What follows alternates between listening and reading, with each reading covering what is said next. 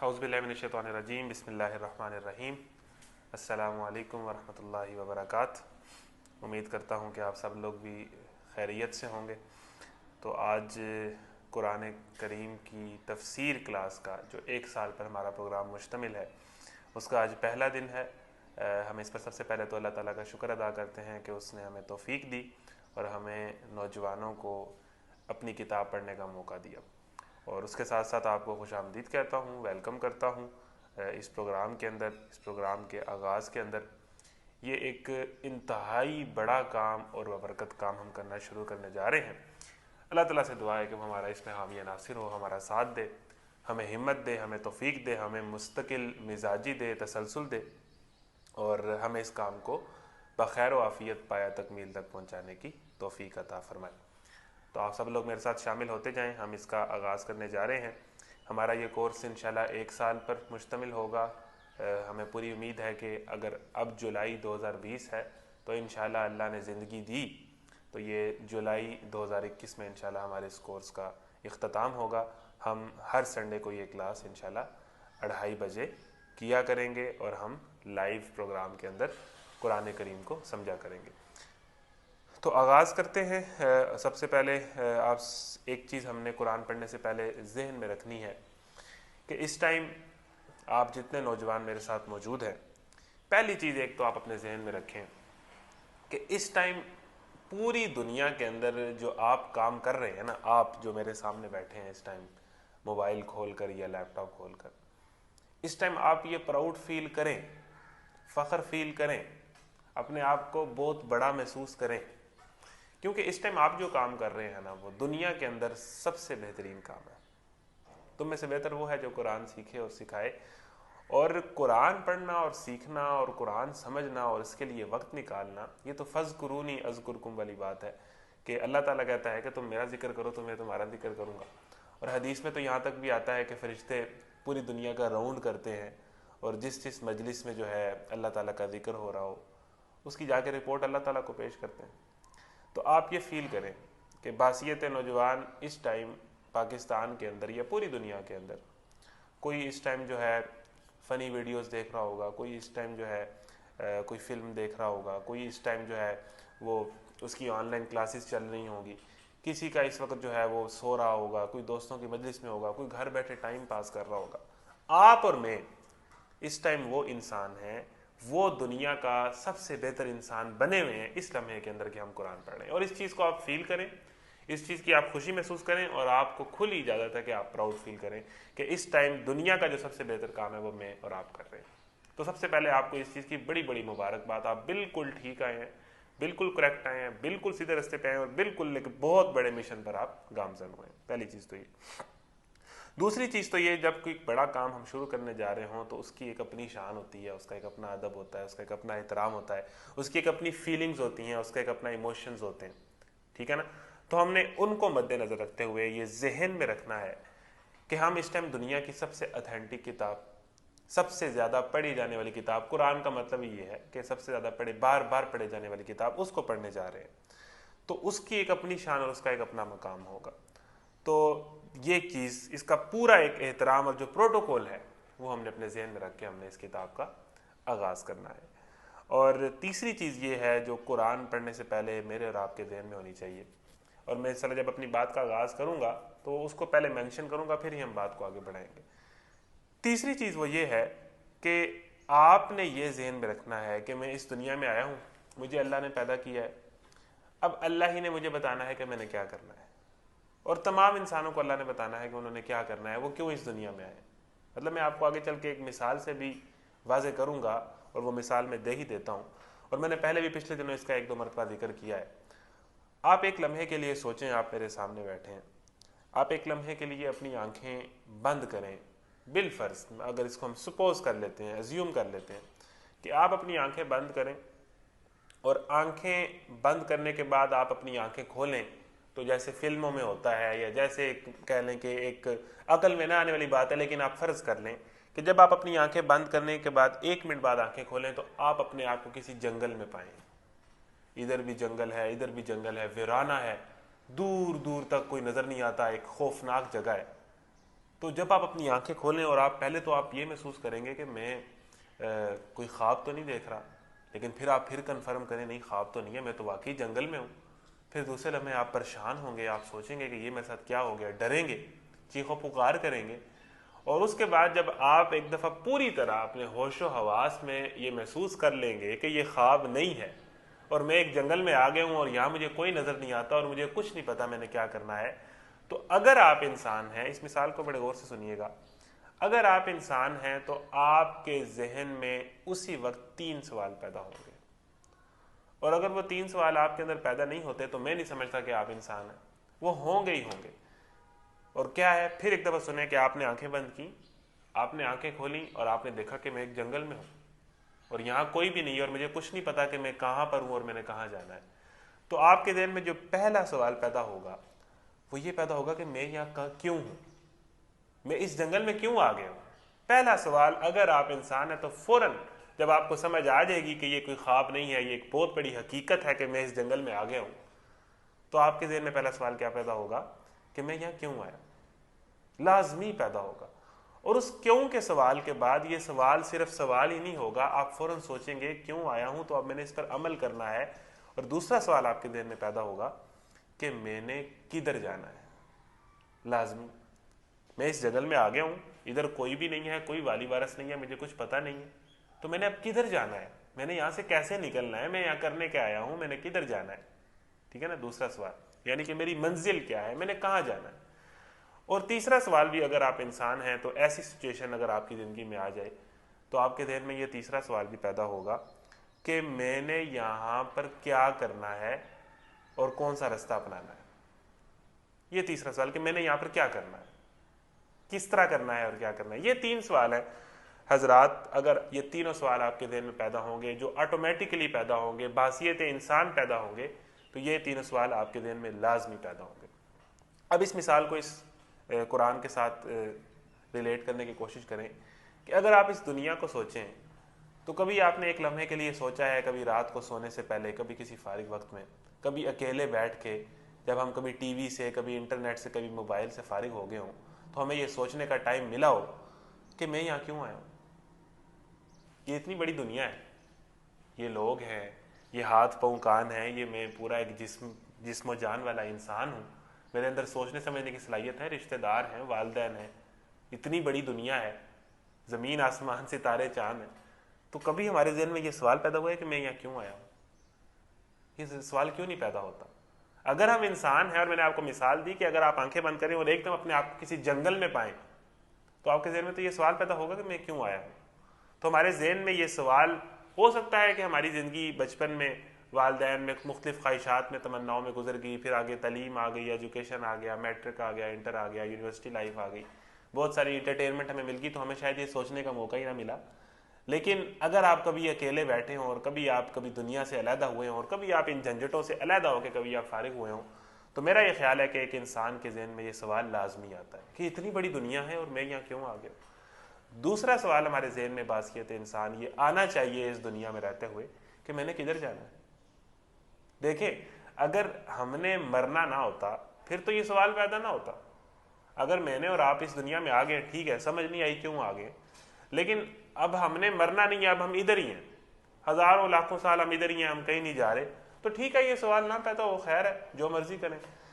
लेकिन सबसे बड़ा प्रॉब्लम ये है, कुरान पढ़ने से पहले आपने ये ज़हन में रखना है, और उसी प्रॉब्लम के लिए हम ये कुरान पढ़ने लगे, उस प्रॉब्लम को समझने के लिए कि मैंने मर जाना है।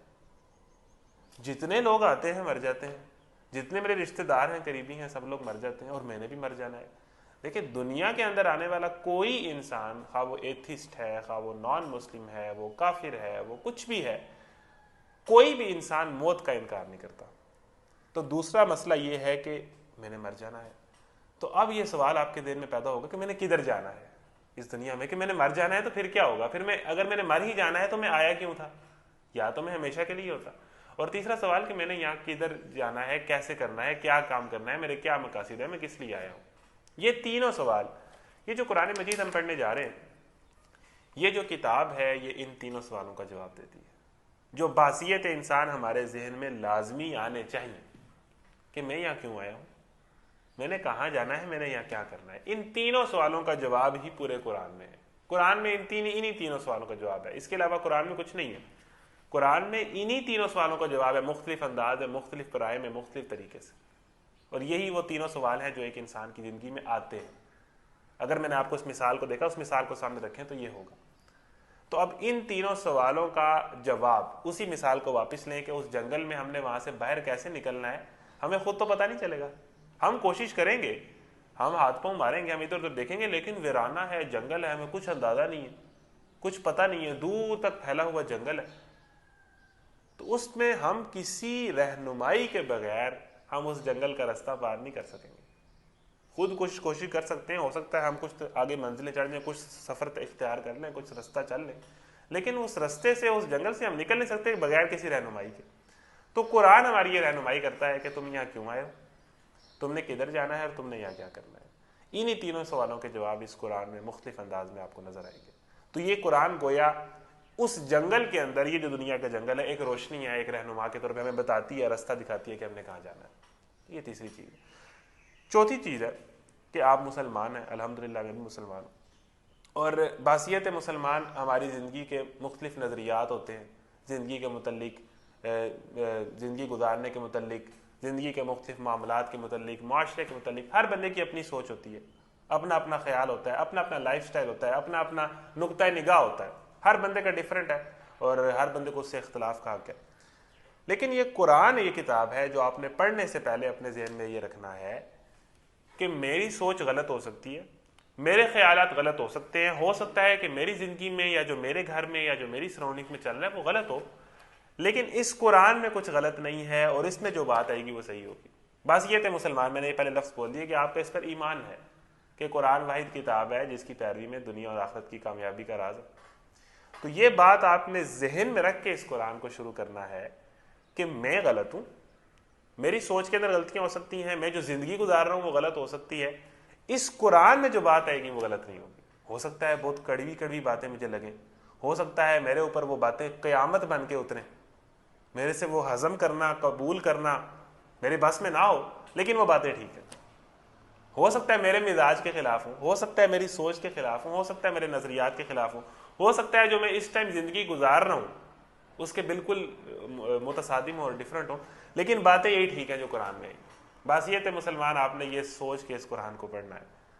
तो जब आप ये सोच के इस कुरान को पढ़ेंगे तो ये चार चीज़ें आप क्लियर रख लें कि एक तो उन तीन सवालों के जवाब जो लाजमी एक इंसान में, अगर उसमें थोड़ी सी भी अकल है तो उसके जहन में ऑटोमेटिकली आते हैं, उसके जवाब तलाश करना एक इंसान का काम है। और दूसरी बात कि मेरी ज़िंदगी बासियत मुसलमान, मेरी कई चीज़ें मेरे में गलत हो सकती हैं, कुरान ने मुझे बताना है ठीक क्या है। तो मैंने अपने आप को इस कुरान के आईने में ठीक करना है। मॉडल ये है, आइडियल चीज़ ये है, और मेरे अंदर जो जो चीज़ गलत है मैंने उसको माइनस कर देना है और उस कुरान में से जो जो चीज़ ठीक है उसको ले लेना। तो ये कुरान आपको ये सारी चीज़ें बताएगा। तो इंशाल्लाह हम एक बहुत बड़े काम का आगाज़ करने जा रहे हैं। तो इसका आगाज़ करते हैं जी कुरान की सूरा अल-फातिहा से। औज़ु बिल्लाहि मिनश शैतानिर रजीम, बिस्मिल्लाहिर रहमानिर रहीम। मेरे पास जो इस टाइम मेरे सामने तफ़हीमुल कुरान है, लेकिन मुझे इससे कोई सरोकार नहीं है, कोई गर्ज नहीं है। आप जिस मर्ज़ी कुरान मजीद को खोलें, जिस मर्ज़ी तफसीर को खोलें, जो आपको ईजी लगती हो, जिसमें आप कंफर्टेबल हो, जो आपके पास अवेलेबल हो, ठीक है। लेकिन मेरे पास तफ़हीमुल कुरान है और ये प्ले स्टोर पर, ये ऐप स्टोर पर आपको मौजूद है, दस्तयाब है, आपको मिल जाएगी। व्हाट्सएप ग्रुप्स में भी हम बाद में उसका लिंक शेयर कर देंगे, आप वो भी ले सकते हैं। कोई और तफसीर आप खोलना चाहे आप खोल सकते हैं। आप कुरान मजीद तर्जमे वाला, तफसीर वाला अपने सामने रखें और मेरे साथ साथ चलते जाएं। इंशाल्लाह हम हर क्लास के अंदर आधा सपारा किया करेंगे, लेकिन आज की क्लास में चूंकि सूरा फातिहा है और सूरा फातिहा कह लें कि एक तरफ और पूरा कुरान आगे उसकी तफसील है, सूरा फातिहा का मुकाबला नहीं। और ये बात मैं खुद से नहीं कर रहा, हज़रत अबू हुरैरा से रवायत है और इमाम तिरमिज़ी ने इसको बयान किया है अपनी किताब में कि फरमाया कि सूरा फातिहा के मिसल, नबी सल्लल्लाहु अलैहि वसल्लम फरमाया कि सूरा फातिहा की मिसल कोई चीज़ तौरात में भी नहीं है, इंजील में भी नहीं है, ज़बूर में भी नहीं है, कुरान में भी नहीं है। यानी सूरा फातिहा के मिसल, सूरा फातिहा के बराबर की कोई चीज़, कोई वही कुरान में भी नहीं है। यानी कि सूरा कुरान का जो सबसे अहम और सबसे मिसाली और सबसे जो टॉप पर जो हिस्सा है ना वो सूरह फातिहा है। तो सूरह फातिहा की तो एक अलग ही मकाम है और एक अलग ही शान है। आप नमाज में सूरह फातिहा ना पढ़ें तो नमाज नहीं होती, बाकी कुरान का कोई हिस्सा पढ़े ना पढ़े मसला नहीं है, सूरह फातिहा लाजमी है। हर दुआ का आगाज सूरह फातिहा से होता है, हर तकरीर का आगाज सूरह फातिहा से होता है। जो लोग दम करते हैं वो सूरह फातिहा पढ़ते हैं, किसी के जनाब कोई किसी की वफात हो जाए तो वहाँ फातिहा पढ़ी जाती है। नमाज जो एक बुनियादी अमल है वो सूरह फातिहा के बगैर होता ही नहीं। तो कुरान का आगाज भी सूरह फातिहा से, और जो बंदा मोमिन की जिंदगी का एक बुनियादी अमल है नमाज, उसका आगाज भी सूरह फातिहा से। तो सूरह फातिहा का एक अलग मकाम है। तो आज के दिन शायद हम आधा पारा मुकम्मल ना कर सकें, हम हो सकता है एक रुबा या ऐसे एक दो रुकू आगे पढ़ें। तो आज के दिन चूंकि सूरह फातिहा का दिन है तो हम इसको अपना वक्त देंगे, ठीक है। आगे इंशाल्लाह हम इसको अपने ट्रैक पर इस क्लास को साथ साथ ले जाएंगे। तो आपने मेरा साथ देना है, मेरा साथ चलना है। आप सबको बड़ी बड़ी मुबारक हो। आगाज़ करते हैं। औज़ु बिल्लाहि मिनश शैतानिर रजीम, बिस्मिल्लाहिर रहमानिर रहीम। सूरह अल फातिहा मक्की है और 7 आयात हैं। अब इसके अंदर भी एक डिबेट है, इसको आगे चल के डिस्कस करते हैं। तो सूरह अल फातिहा के एक तो आप मीनिंग भी एक देख लें कि फातिहा से मिलता जुलता लफ्ज़ आपके जहन में उर्दू में क्या आता है। मतलब अरबी ज़ुबान के तो बहुत सारे अल्फाज, उर्दू में तो अरबी ज़ुबान के भी अल्फाज इस्तेमाल होते हैं ना। तो सूरह अल फातिहा के को लफ्ज़ सोच के तो उर्दू ज़ुबान में कोई लफ्ज़ आपके जहन में आता है। इफ्तिताह का लफ्ज़ आपने सुना है, इफ्तिताह करना, ओपनिंग, इनागोरेशन। तो एक तो ये मानी समझ लें कि ये सूरह फातिहा इफ्तिताह, किसी चीज़ को ओपन करना, किसी चीज़ को खोलना, ओपनिंग है। तो कुरान, इतने बड़े कुरान, इतनी अजीम चीज़ की जो ओपनिंग है ना वो सूरह फातिहा है। फिर एक मिफ्ताह कहते हैं, सूरह फातिहा है, फातिहा लफ्ज़ है, तो मिफ्ताह कहते हैं अरबी ज़ुबान में चाबी को। और चाबी क्या काम करती है, वो ताले को खोलती है। तो मिफ्ताह चाबी है, तो सूरह फातिहा भी कह लें कि कुरान का इफ्तिताह करती है, कुरान की ओपनिंग करती है। तो इससे मिलते लफ्ज़ कुरान में अरबी ज़ुबान में मिफ्ताह भी यूज़ होता है। तो इस सूरत का नाम सूरह फातिहा है और ये मक्की सूरत है। मक्की सूरतों और मदनी सूरतों का भी फ़र्क सुन लें। शुरू में कुछ हमें इस्तिलाहें पता होनी चाहिए ताकि हम आगे हमारे लिए आसानी हो। मक्की सूरतें वो सूरतें हैं जो नाजिल हुई हैं नबी करीम सल्लल्लाहु अलैहि वसल्लम की हिजरत से पहले।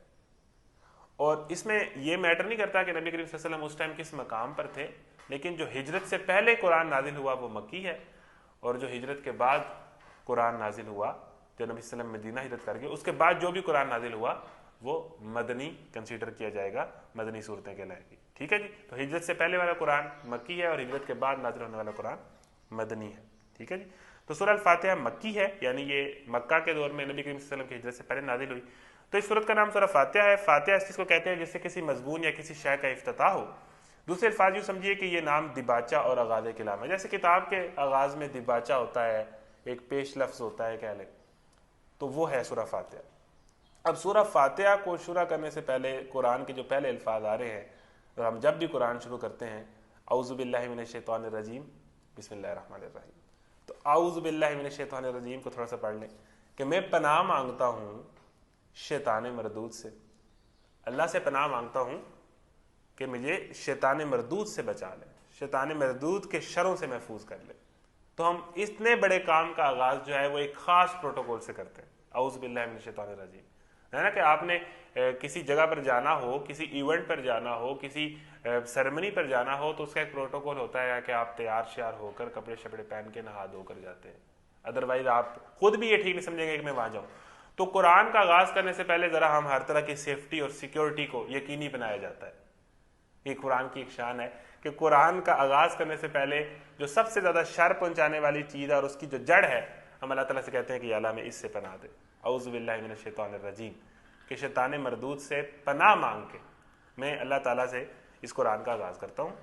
बिस्मिल्लाहिर रहमानिर रहीम। अब बिस्मिल्लाहिर रहमानिर रहीम पर हमने रमज़ान में भी बड़ी तफसील से बात की थी, इसको यहाँ भी कर लेते हैं और इंशाल्लाह आपको बड़ा मज़ा आने वाला है। अब ये लेक्चर शुरू हो गया है, आगाज़ हो गया है और एक बहुत बड़ी किताब का हम आगाज़ करने जा रहे हैं। तो आगाज़ करते हैं जी बिस्मिल्लाहिर रहमानिर रहीम। पहले पनाह भी अल्लाह से ही मांगी और उसके बाद अल्लाह ही के नाम से इसका आगाज़ करना चाहिए। मोमिन की ज़िंदगी में अव्वल आखिर अल्लाह ही होता है, उसका आगाज़ भी अल्लाह से होता है, उसका इख्तिताम भी अल्लाह से ही होता है। तो अल्लाह ही है मोमिन की ज़िंदगी में, उसी के गिर्द ही मोमिन गुमराह होता है। तो बिस्मिल्लाहिर रहमानिर रहीम, इसम कहते हैं नाम को, बा कहते हैं साथ, अल्लाह, अल्लाह के नाम के साथ।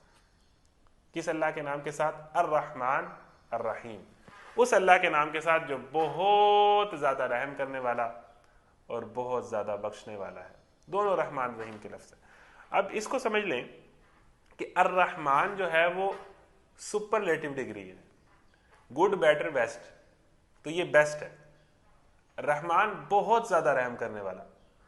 आगे फरहान का लफ्ज अरबी जुबान में आएगा तो बहुत ज्यादा खुश। फिर आगे वलम्मा रजा मूसा इला कौमी गज़बान न आसिफा, कि हज़रत मूसा अलैहिस्सलाम बहुत ज्यादा गुस्से की हालत में, गज़बान गुस्से की हालत में अपनी कौम की तरफ पलटे। तो जब अलिफ और आगे नून आ जाता है तो अरबी जुबान में ये सुपरलेटिव डिग्री बन जाती है और इसमें बहुत ज्यादा वजन होता है, बहुत ज्यादा, जान के बहुत ज्यादा रहम करने वाला। ठीक है जी। और दूसरा लफ्ज है अर्रहीम, बहुत ज्यादा माफ करने वाला, बहुत ज्यादा बख्शने वाला। अब अर्रहीम भी सुपरलेटिव डिग्री है। अरबी जुबान बहुत एक गहरी जुबान है जिसके अंदर बहुत गहराइयां हैं, बहुत डीप जुबान है। तो अर्रहीम भी सुपरलेटिव डिग्री है रहम की, माफ करने की, बख्शने की। अलीम बहुत ज्यादा इल्म वाला, करीम बहुत ज्यादा करम करने वाला, तो उसी वजन पे ये रहीम भी है। तो ये दोनों सुपरलेटिव डिग्री यानी best of the best, bestest, ये अल्फाज है कुरान के जो हमें पता है। अरबी जुबान से नवाफियत की वजह से हमारा अलमिया है कि हमें इंग्लिश तो बड़ी आती है और हम इंग्लिश बोल बोल के दूसरे को इंप्रेस करने की भी कोशिश करते हैं, लेकिन अरबी जुबान के अंदर क्या क्या बातें हो रही होती हैं और कुरान हमसे क्या क्या कह रहा होता है हमें पता ही नहीं होता। तो अर्रहमान बहुत ज्यादा रहम करने वाला, अर्रहीम बहुत ज्यादा माफ करने वाला, बख्शने वाला। ठीक है ना। जिस तरह मिसाल के तौर पे किसी बात पर बहुत ज्यादा वजन डालना हो ना, तो हम कहते हैं ना कि कोई इंसान बहुत चिट्टा है या छोटा बच्चा है, छोटा बेबी है, तो वो बहुत चिट्टा है, वो बहुत कह लें कि गुड लुकिंग है, खूबसूरत है, बड़ा क्यूट है। तो हम बहुत ज्यादा चिट्टा हो तो हम क्या कहते हैं, हम कहते हैं वो बहुत चिट्टा नहीं, हम कहते हैं वो चिट्टा चटूट है। ठीक है ना। कोई चीज बहुत ज्यादा लंबी है तो हम ये नहीं कहेंगे कि वो बहुत लंबा था, हम कहेंगे लंबा तड़ंगा है कि ना, एक लफ्ज ऐड कर लेते हैं। मतलब किसी चीज में शिद्दत, मतलब बहुत ज्यादा काला है तो हम कहेंगे काला कलोटा है। बात समझ रहे हैं। तो हम उर्दू जुबान के अंदर भी यही उसलूब इख्तियार करते हैं कि उस लफ्ज के साथ एक और लफ्ज ऐड करते हैं उसमें शिद्दत डालने के लिए। ठीक है ना। जिस तरह हम बाज़-औक़ात कह लेते हैं कि कोई बहुत मोटा हो तो हम कहते हैं मोटा टग्गा है, हम ये आगे अल्फाज यूज करते हैं जो ठीक नहीं है। लेकिन आप अंदाजा करें कि जब एक लफ्ज के साथ उससे रेलिवेंट एक बहुत बड़ा लफ्ज ऐड करें तो उसके अंदर इसकी जानदारी के अंदर बहुत ज्यादा उसके अंदर इजाफा किया जाए। तो अल्लाह ताला ने दो सुपरलेटिव डिग्रीज यूज की हैं अपने रहम को वादे करने के लिए। और मेरा ख्याल है कि हम बात करते हैं इस्लाम के सॉफ्ट इमेज की, कि हमने पूरी दुनिया को इस्लाम का सॉफ्ट इमेज देना है, और लोग कहते हैं जी इस्लाम दहशतगर्दी का दीन है। तो इस्लाम का सॉफ्ट इमेज तो पहली आयत से ही शुरू हो जाता है कि वो अल्लाह जिसके मुतल्लिक हम बहुत ज़्यादा बातें करते हैं कि जी अल्लाह अजाब देगा, अल्लाह जहन्नुम में डालेगा, अल्लाह जलाएगा, अल्लाह ऐसे है, अल्लाह नहीं बख्शेगा, अल्लाह माफ़ नहीं करेगा, अल्लाह ने तो इंसानों को जहन्नुम में जलाना है। उसकी किताब का और उसके हर नेक काम का और उसके दीन का आगाज़ कहाँ से होता है? बिस्मिल्लाहिर्रहमानिर्रहीम, उस नाम से आगाज़ करो जो बहुत ज़्यादा रहम करने वाला है। किसी बंदे की जो पहली पहचान होती है ना, मिसाल के तौर पर आप अपनी कौन सी पहचान करवाना चाहते हैं? आप डॉक्टर है ना, तो आप कहेंगे मेरा नाम डॉक्टर अरसलान है, ठीक है ना। इसके अलावा या आप कहेंगे कि मेरा नाम अरसलान है, मैं डॉक्टर हूं। ये वो चीज़ है जो आप बताना चाहते हैं। यानी आप ये समझते हैं कि मेरे प्रोफेशन की या मेरी जिंदगी के अंदर जो सक्सेस है ना, जो मेरे सबसे बड़ा, मैंने, हो सकता है आपने और भी बड़े काम किए हो, आपने हज भी किया हो, आपने जनाब कोई और बड़ा मार्का मारा हो, आपने ब्लैक बेल्ट जीती हो, लेकिन आप क्या कह रहे हैं? मेरा नाम अरसलान है, मैं ब्लैक बेल्ट हूं। आप ये नहीं कह रहे मेरा नाम अरसलान है, मैं हाजी हूं, मेरा नाम अरसलान है, मैं 2 बच्चों का बाप हूं। नहीं, आप जो चीज बयान करना चाहते हैं ना, मतलब ये मेरे तारुफ में हो, ये चीज मैं बयान करूं, इससे लोग मुझे पहचाने, वो आप बयान करेंगे। मेरा नाम अरसलान है, मैं डॉक्टर हूं, ये आप ये चीज बयान करेंगे, डॉक्टर अरसलान कहेंगे। यानी कि इंसान अपने लफ्ज के साथ उस लफ्ज को ऐड करता है जिसको वो चाहता है कि ये मैं लोगों को बताऊं, मेरे बारे में लोगों की ये राय बने। मतलब एक बंदा झूठा भी तो हो सकता है ना, एक बंदा जिसने सारी जिंदगी, एक बंदा जो सूद खाता हो, वो आपको ये तो नहीं कहेगा अस्सलाम वालेकुम मेरा नाम फलाना है और मैं सूद खोर हूं, वो नहीं कहेगा। मेरा नाम फलाना है और मैं हराम खोर हूं, मेरा नाम फलाना है और मैं झूठा हूं। एक बंदा सारी जिंदगी उसने शराब पी हो, मतलब वो नशा करने वाला हो, शराब पीने वाला हो, वो ये नहीं कहेगा कि मेरा नाम फलाना है और मैं नशई हूं। नहीं, हम चाहते हैं कि हमारे नाम के साथ जो चीज लगे, जो हमारा अच्छा काम है, जिससे हम पहचाने जाए, हम उस लफ्ज को ऐड कर लेते हैं। ठीक है ना। कई लोगों ने अपने लफ्जों के साथ ऐड किए होते हैं। तो अल्लाह ताला के कितने नाम है या अल्लाह ताला की कितनी सिफात है? जरा सोचिएगा, आपके ज़हन में कितने नाम आएंगे? 99 कुरान में आयत है जो 2 मकामात पर आई है, सूरह कहफ के आखिर में भी आई है, कि अगर ये सारे जो समंदर है ना ये इंक बन जाए और ये जितने दरख्त हैं, जितनी लकड़ी है, इससे आप कलम बना लें और उन दरख्तों की लकड़ी से कलम बनाकर आप इंक, समंदरों की इंक लगा लगा के अल्लाह ताला के नाम, अल्लाह ताला के कलमात, अल्लाह ताला की बातें लिखना शुरू कर दें तो कलम टूट जाएंगे, समंदरों की इंक ख़त्म हो जाएगी, अल्लाह ताला के नाम, अल्लाह ताला की बातें, अल्लाह ताला के कलमात ख़त्म नहीं होंगे।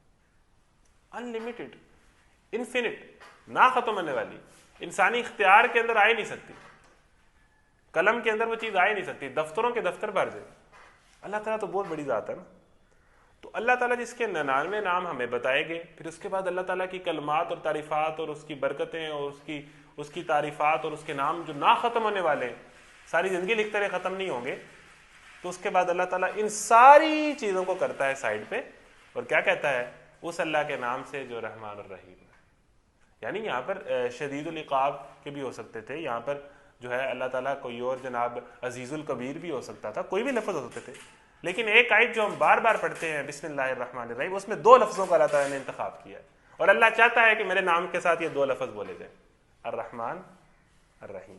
अल्लाह ताला इससे अपनी पहचान करवाना चाहता है। तो हमारा ये काम है, यही सबसे बड़ा इस्लाम का सॉफ्ट इमेज है कि हम अल्लाह ताला की ये पहचान दुनिया को कराएं कि वो तो बहुत रहम करने वाला है। वो तो अपने नाम के साथ जो लफ्ज़ बार बार इस्तेमाल करता है वो तो अर्रहमान अर्रहीम है। इन्ना रहमती गलबत गज़बी, कि अल्लाह ताला का गज़ब है, अल्लाह ताला का गुस्सा है, जहन्नुम है, अजाब है, लेकिन अल्लाह ताला कहता है कि जो मेरी रहमत है ना वो मेरे गुस्से पे गालिब है। जब मेरी रहमत आती है ना तो मेरा गुस्सा साइड पे हो जाता है, मेरी रहमत मेरे गुस्से पे गालिब आ जाती है। इन्ना रहमती गलबत गज़बी। तो अल्लाह ताला रहमान और रहीम है। ये दोनों चीज़ें हमारे ज़हन में होनी चाहिए। होता है ना कि छोटे होते से बच्चे के ज़हन में हम बात बिठा देते हैं कि जनाब उधर नहीं जाना, जिन आ जाएगा। उसके ज़हन में एक डर होता है कि भाई जिन आ जाएगा तो वो मुझे खा जाएगा, या वो मुझे ये कर देगा, या वो मुझे वो कर देगा। हम किसी चीज़ का, या तुम बाहर नहीं जाना, तुम्हें अगवा कर लिया जाएगा, हम बच्चों के ज़हन में खौफ बिठाते हैं। या हम कोई भी बात कहते हैं जनाब, मतलब हम बच्चों के ज़हन में भी बिठाते हैं कि अल्लाह ताला तुम्हें अजाब देंगे, ये करोगे तो अल्लाह ताला तुम्हें अजाब देंगे।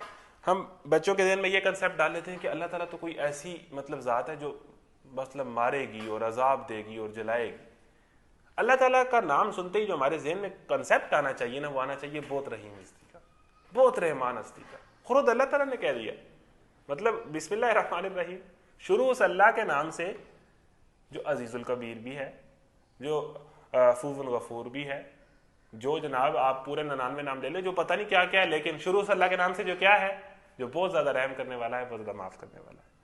तो ये है बिस्मिल्लाहिर्रहमानिर्रहीम का एक तो नंबर 1 चीज़। आगे चल के रहमान और रहीम की थोड़ी सी हम डिटेल भी पढ़ेंगे। दूसरी चीज़ आप एक बिस्मिल्लाहिर्रहमानिर्रहीम पढ़ते हुए आपने ज़हन में रखनी है कि बिस्मिल्लाहिर्रहमानिर्रहीम जब आप पढ़ते हैं तो आपको 3 फ़ायदे होते हैं एट अ टाइम। एक तो ये कि जब भी आप बिस्मिल्लाहिर्रहमानिर्रहीम पढ़ कर किसी काम का आगाज़ करते हैं ना, तो अल्लाह ताला आपके साथ हो जाता है। अल्लाह के नाम के साथ आगाज़ करता हूँ, जब आपने अल्लाह ताला को मिला लिया साथ, तो अल्लाह ताला साथ मिल गया।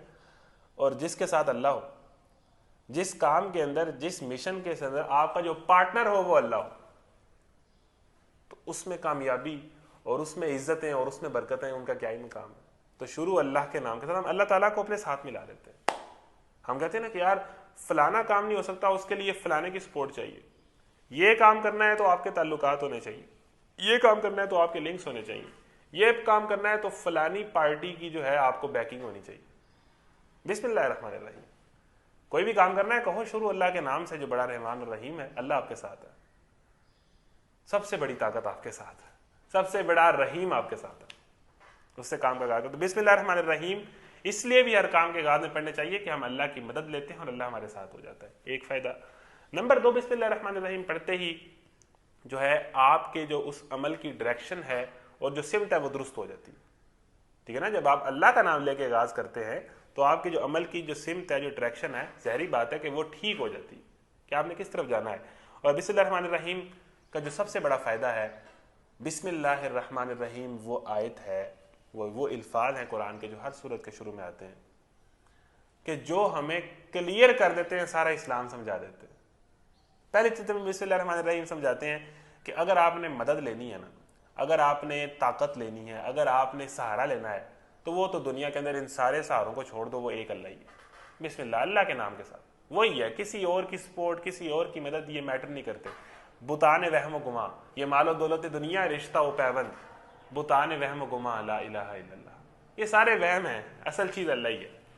तो पहली चीज़ हमें बिस्मिल्लाह के पहले दो लफ्ज़ ये बता देते हैं कि भाईजान ये दूसरी ताकतें और दूसरे खुदा ये तो मैटर ही नहीं करता, ये तो है ही कुछ नहीं। अल्लाह ही है जिससे आप मदद लें, अल्लाह ही है जिसको अपने साथ रखें, अल्लाह ही है जिसकी तरफ आप चाहें। तो आधा दीन तो यही है भाई।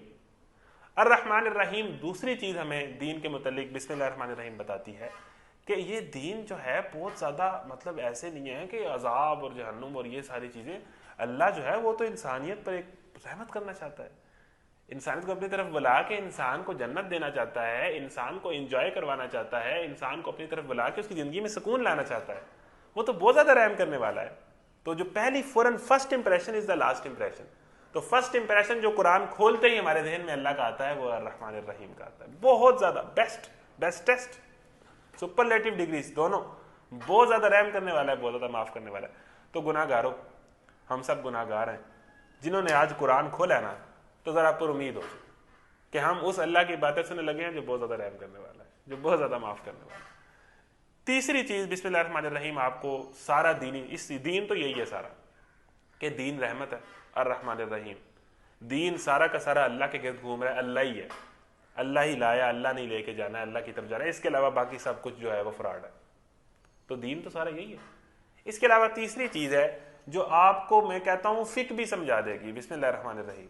बिस्मिल्लाह रहमान अर्रहीम, आपने दीन की गहराइयों में जाना है और दीन के अंदर हलाल हराम को समझना है, तो ये बिस्मिल्लाह रहमान अर्रहीम आपको दीन की डिटेल भी बता देगी, फिक भी बता देगी, हलाल हराम। बहुत सारे नौजवान सवाल करते हैं जी ये जनाब नाचना गाना ठीक है कि नहीं ठीक, सवाल करते हैं ना हलाल हराम के, ये म्यूज़िक हलाल है कि हराम है, ठीक है जी, ये जनाब इस तरह कह लें कि सिगरेट पीना हलाल है कि हराम है, और इस तरह के कई सवाल आपके जहन में होंगे और आप उन सवालों के जवाब तलाश करने की कोशिश करते रहते होंगे। बिस्मिल्लाह रहमान अर्रहीम आपको बता देगी कि ये चीज़ हलाल है कि हराम है। ये मैंने बात ऐवी नहीं कर रहा, आप पढ़िए। आप कोई भी दुनिया का काम करना चाहते हैं ना, उससे पहले आप बिस्मिल्लाहिर्रहमानिर्रहीम पूरे एक प्रोटोकॉल और एक रोब के साथ जरा दिल से पढ़ के देखें, बिस्मिल्लाहिर्रहमानिर्रहीम। ये पढ़ने के बाद आप उस काम को करें, बिस्मिल्लाह आपको उस काम से रोक लेगी। आपको बता दें कि ये काम बिस्मिल्लाह के साथ सूट नहीं करता। यानी बिस्मिल्लाहिर्रहमानिर्रहीम, हैंड फ्री लगाया और म्यूजिक चला दिया, ये सूट कर रहा है कि नहीं कर रहा, रिलेट कर रहा है, कोई बात बन रही है, कोई जोड़ बन रहा है। बिस्मिल्लाहिर्रहमानिर्रहीम और सामने यूट्यूब पे कोई कोक स्टूडियो का गाना चला दिया, लाउड म्यूजिक चला दिया। बिस्मिल्लाहिर्रहमानिर्रहीम ये कह के डिस्को डांस शुरू कर दें आप, कोई हो रहा है, कोई बन रहा है, कोई कनेक्शन बन पा रहा है। बिस्मिल्लाहिर्रहमानिर्रहीम के बाद आप सिगरेट का सूटा लगाएं। बिस्मिल्लाहिर्रहमानिर्रहीम वो मयार है जो आपको बता देता है कि अब ये जो तुम काम करने जा रहे हो ये सही है या गलत। बिस्मिल्लाहिर्रहमानिर्रहीम की ये शान। तो ये एक बिस्मिल्लाह ही बहुत बड़ी चीज़ है। तो कुरान के आगाज में जब हम बिस्मिल्लाह पढ़ते हैं तो हम एक बहुत बड़ी बात कहते हैं, बिस्मिल्लाहिर्रहमानिर्रहीम, शुरू उस अल्लाह के नाम के साथ जो बहुत ज़्यादा रहम करने वाला है, बहुत ज़्यादा माफ़ करने वाला है। तो ये थी जी बिस्मिल्लाहिर्रहमानिर्रहीम। मैंने कहा कि सूरह फातिहा की एक अलग शान है, तो सूरह फातिहा का एक अपना टाइम लगेगा, उसके बाद हम आगे चलेंगे आहिस्ता आहिस्ता।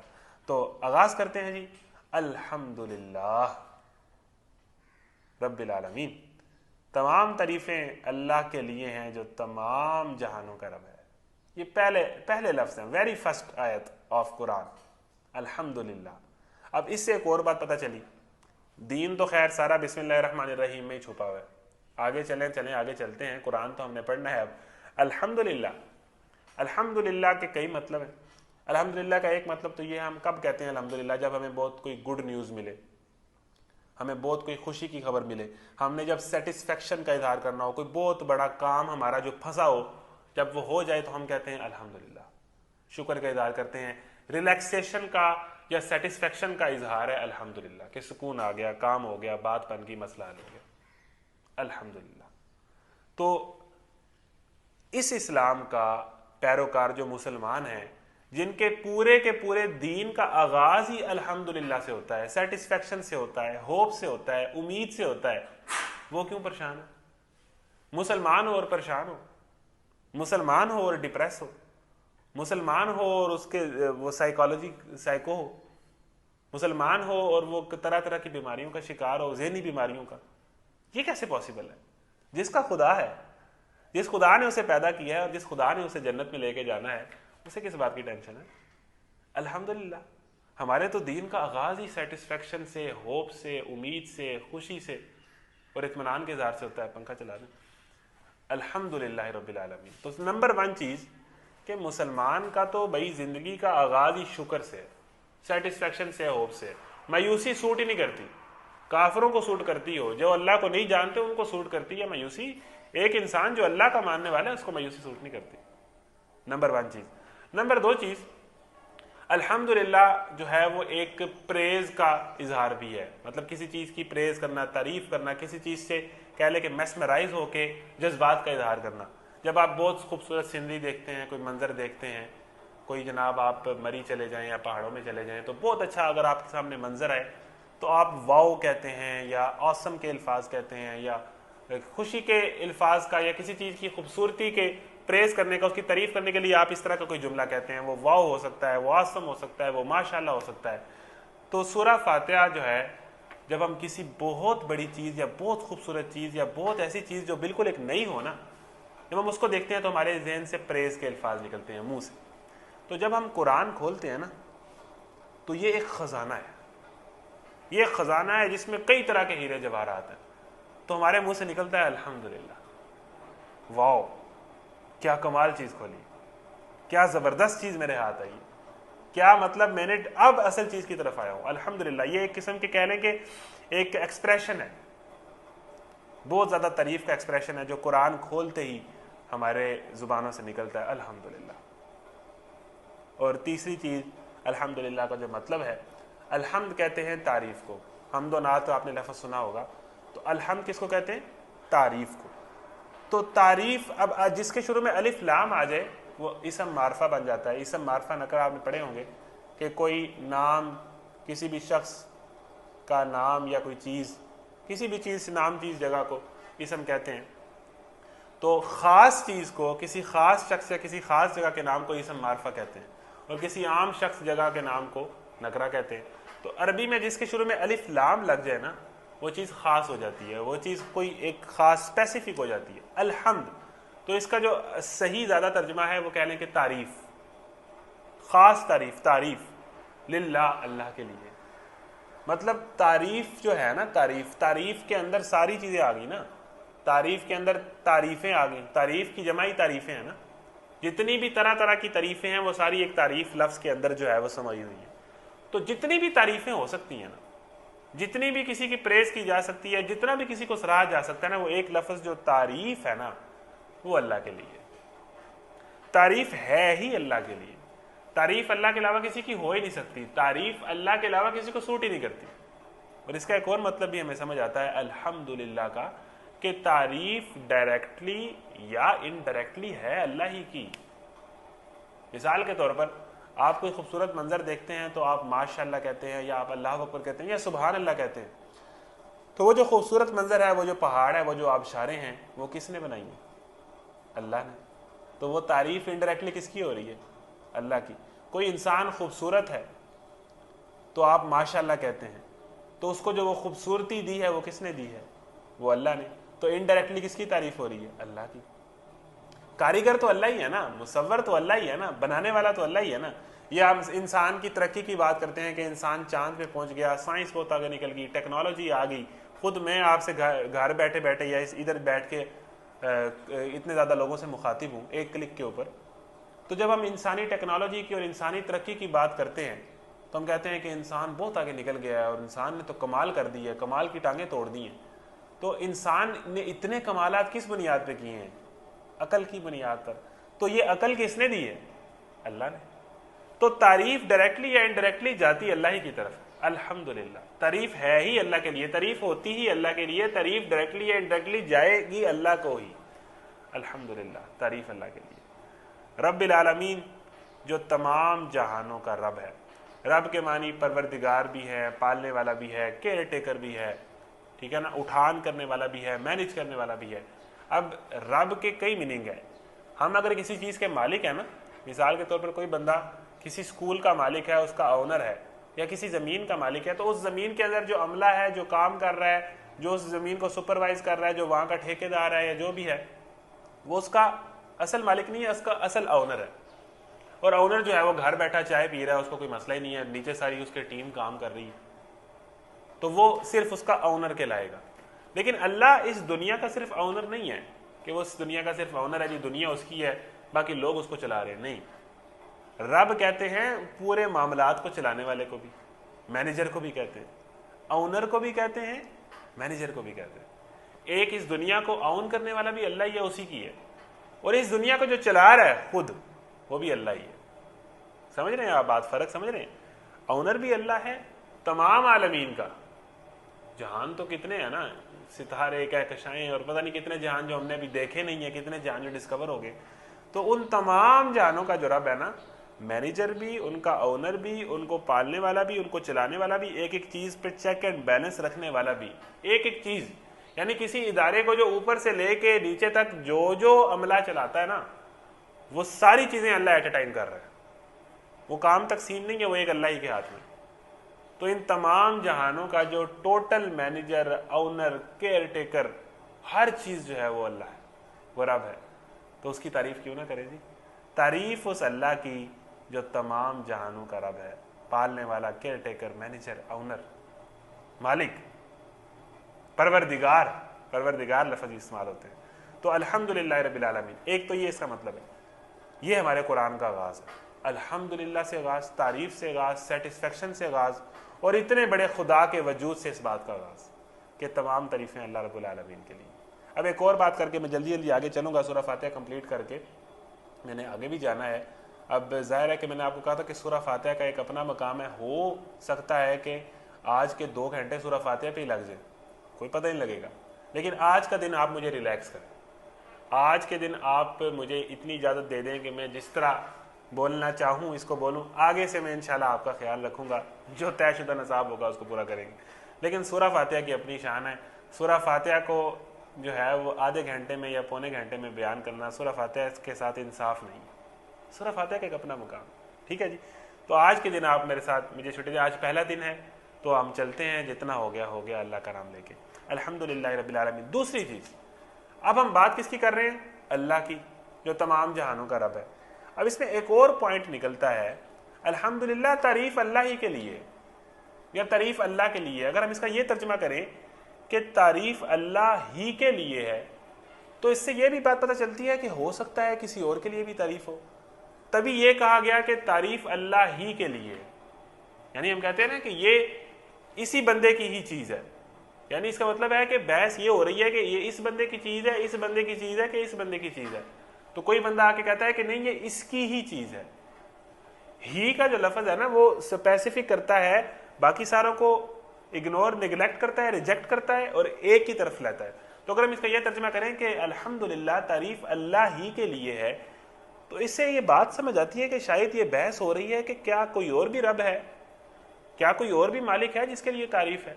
तो अल्लाह ही के लिए है, ये अल्फाज कहते हैं कि नहीं जी एक ही अल्लाह है जिसकी तारीफ़ है, बाकी सारा तो मजाक है और तो कोई खुदा नहीं, बाकी सारा तो फ्रॉड है। जिसको भी आप अल्लाह की छोड़ के मानते हैं आप तो धोखा खा रहे हैं। और अगर हम इसका तर्जुमा ये करें जो बनता है, अल्हम्दुलिल्लाह तारीफ़ अल्लाह के लिए है, अगर हम ही का लफ्ज़ निकाल लें तो इसका एक और तर्जुमा बनता है। यह है अरबी ज़ुबान की शान और यह है कुरान की शान कि एक एक लफ्ज़ के अंदर से क्या क्या निकलता है। अल्हम्दुलिल्लाह तारीफ़ अल्लाह के लिए, अगर हम इसका ये तर्जुमा कर दें, ही का लफ्ज़ निकाल दें, तो ये मानी निकलता है कि इस बात में डिबेट ही नहीं है कि अल्लाह के अलावा किसी और की तारीफ़ हो सकती है। ये तो बात डिबेटेबल ही नहीं है। मैं आपको एक मिसाल से समझाता हूँ कि आपके सामने एक बंदा, ये मैंने पहले भी बयान की थी बात, जो रमज़ान क्लास में हमारे स्टूडेंट रहे हैं उनको ये पता होगा। तो मैं आपको मिसाल, आपके सामने एक बंदा रख दे मोबाइल, एक मोबाइल रख दे 3310 सुना है ना आपने, बड़ा मशहूर मोबाइल है, किसी किसी के पास होता है। और उसके साथ मोबाइल रख दे सैमसंग का कोई रख दे मोबाइल, ठीक है ना, कोई A7 रख दे या कुछ रख दे, और उसके साथ वो रख दे iPhone 11 Pro। 3 मोबाइल आपके सामने रख दे, एक 3310, एक सैमसंग का कोई नॉर्मल सा मोबाइल 20-30 हज़ार वाला, या 40,000 वाला, और उसके साथ तीसरा मोबाइल रख दे iPhone 11 Pro जो 1.5-2 लाख का आता है। फिर वो आपसे सवाल पूछे कि यार मुझे ये बताओ, बड़ा एक मुश्किल क्वेश्चन है कि इन तीनों में से सबसे अच्छा मोबाइल कौन सा है? आप कहोगे मुझे बेवकूफ़ समझते हो, मुझे पागल समझा हुआ है। यार इसमें डिबेट ही नहीं है कि iPhone 11 सबसे अच्छा है। कहाँ ये सैमसंग और कहाँ 3310, कहाँ iPhone 11? मतलब तुमने मुझे पागल समझा हुआ है? मेरे से तुमने कैसा सवाल पूछा है? आपके सामने 3 गाड़ियां कोई रख दे, एक ओजी मेहरान 2002 मॉडल, उसके साथ वो रख दे कोई कोरोला का कोई 2010-12 का मॉडल, और उसके साथ वो BMW 2020 मॉडल रख दे। आपसे सवाल पूछे कि इनमें सबसे अच्छी गाड़ी कौन सी है, आप माइंड कर देंगे, आपने मुझे पागल समझा हुआ है। मतलब आप मेरे से कैसे सवाल पूछते हैं? तो ये अल्हम्दुलिल्लाह का लफ्ज़ कहता है कि कहाँ ये खुदा और कहाँ इतना बड़ा खुदा। मतलब तुम्हारी अकल मारी गई है कि तुम ये डिबेट करते हो कि अल्लाह से भी ज्यादा कोई ताकतवर है। मतलब तुम्हारी अकल तुम में है कि कहाँ वो खुदा और कहाँ ये छोटे छोटे खुदा। मतलब सबसे बड़ा खुदा भी ले लें, जिनसे हम डर जाते हैं, जिनको हम फॉलो करते हैं, जिनके वर्ल्ड ऑर्डर पे हम चल रहे होते हैं और जिनकी बात हम मान रहे होते हैं, उस अल्लाह की बात को छोड़ के आप अंदाजा तो करें हम कितना बड़ा जुर्म करते हैं। बड़े से बड़ा खुदा ले लें, मिसाल के तौर पर दुनिया के अंदर मेरा ख्याल है कि पूरी की पूरी दुनिया की दौलत और बादशाह तो किसी को नहीं मिली होगी, लेकिन आप चलें लेट्स सपोज कर लें कि सिकंदर आदम है या बख्त नसर है या जुल्करनैन है, जिन्होंने आधी दुनिया पर या कह लें कि 80% दुनिया पर हुकूमत कर ली। तो उन्होंने अगर पूरी दुनिया में भी हुकूमत कर ली तो क्या वो अल्लाह से बड़े, अल्लाह से ज़्यादा ताकतवर है? अल्लाह से बड़े कैसे? अल्लाह ताला तो दुनिया क्या, तमाम जहानों का, इस दुनिया को बनाने वाला, चांद सितारों का, कितनी कहकशाओं का, कितने प्लैनेट्स का, कितनी बड़ी दुनिया का, जन्नत जहन्नुम का, अरबों खरबों फरिश्तों का, इन सारे पहले आने वाले इंसानों का। तो कोई डिबेट बनती है कि ये खुदा बड़ा है कि वो खुदा बड़ा है? मतलब हमारी अकल मारी गई है कि हम इन खुदाओं की और इनके बनाए हुए कल्चर्स और इनके बनाए हुए नाम्स को मान लेते हैं, और अल्लाह और दीन और इस्लाम की बात करते हैं तो हम कहते हैं ये तो आउटडेट हो गई है जी चीज़, ये अल्लाह की बात, ये इस्लाम की बात, ये पढ़े लिखे लोग नहीं करते, ज़माना बदल गया है। मतलब हमारी अकल मारी गई है। हम जब बड़े बहुत ज़्यादा अक्लमंद और साइंटिफिक और जनाब कह लें कि क्या रेशनल अप्रोच अपनाते हैं, तो हम असल में हमारी अकल मारी गई होती है। यार तो बात करने वाली करो, कहाँ वह खुदा और कहाँ ये खुदा। डिबेट ही नहीं है, डिबेट बनती ही नहीं है। मतलब अगर मैंने कहा कि पूरी दुनिया की बादशाहत अगर किसी को मिल गई है तो कितनी देर मिली है? 10 साल, 15 साल, 20 साल, 50 साल, 100 साल रहा होगा वो पूरी दुनिया में बादशाह। मेरे ख्याल में 10-15 साल से ज़्यादा तो कोई भी नहीं रहा होगा, या 50 साल कर लें। तो अल्लाह ताला इस दुनिया समेत तमाम जहान का मालिक कब से? अजल से है। और कब तक मालिक रहेगा? कल परसों उसकी मालिकियत ख़त्म हो जाएगी? हमेशा रहेगा, अवध तक रहेगा। तो कोई डिबेट बनती है तो ये आयत ये कहती है कि तारीफ तो है ही अल्लाह के लिए, तारीफ अल्लाह के लिए है। इसमें कोई डिबेट नहीं है कि कोई और किसी तारीफ का हकदार है। इसमें कोई डिबेट ही नहीं है कि कोई और इस बात का हकदार है कि उसकी बात मानी जाए, उसके आगे सर तस्लीम हम किया जाए। तो मेरा ख्याल है दीन तो सारा यहीं पर ख़त्म हो गया, बात तो सारी यहीं पर समझ आ गई। यही बात आगे बयान होगी अल्हम्दुलिल्लाह रब्बिल आलमीन, कि तमाम तारीफ़ें और तारीफ़ उस अल्लाह ही के लिए है जो तमाम जहानों का रब है, पाल भी रहा है, मैनेजमेंट भी कर रहा है, हर चीज़ कर रहा है। आगे चले जी, अर्रहमान अर्रहीम। मेरा ख्याल है कि आज हम सूरह फातिहा ही पढ़ेंगे, लेकिन जितना हो सका इंशाल्लाह आगे से इंशाल्लाह हम आधा 10 पारा इसको कंटिन्यू करेंगे। अर्रहमान अर्रहीम, उस तारीफ उस रब के लिए है जो बहुत ज़्यादा रहम करने वाला है और बहुत ज़्यादा बख्शने वाला है। दोनों सुपरलेटिव डिग्री अभी पहले तो हमने पढ़ी थी, बिस्मिल्लाहिर्रहमानिर्रहीम, अभी पहले तो पढ़ा है, अभी पहले तो इस पर बात हुई है, दोबारा बात आ गई।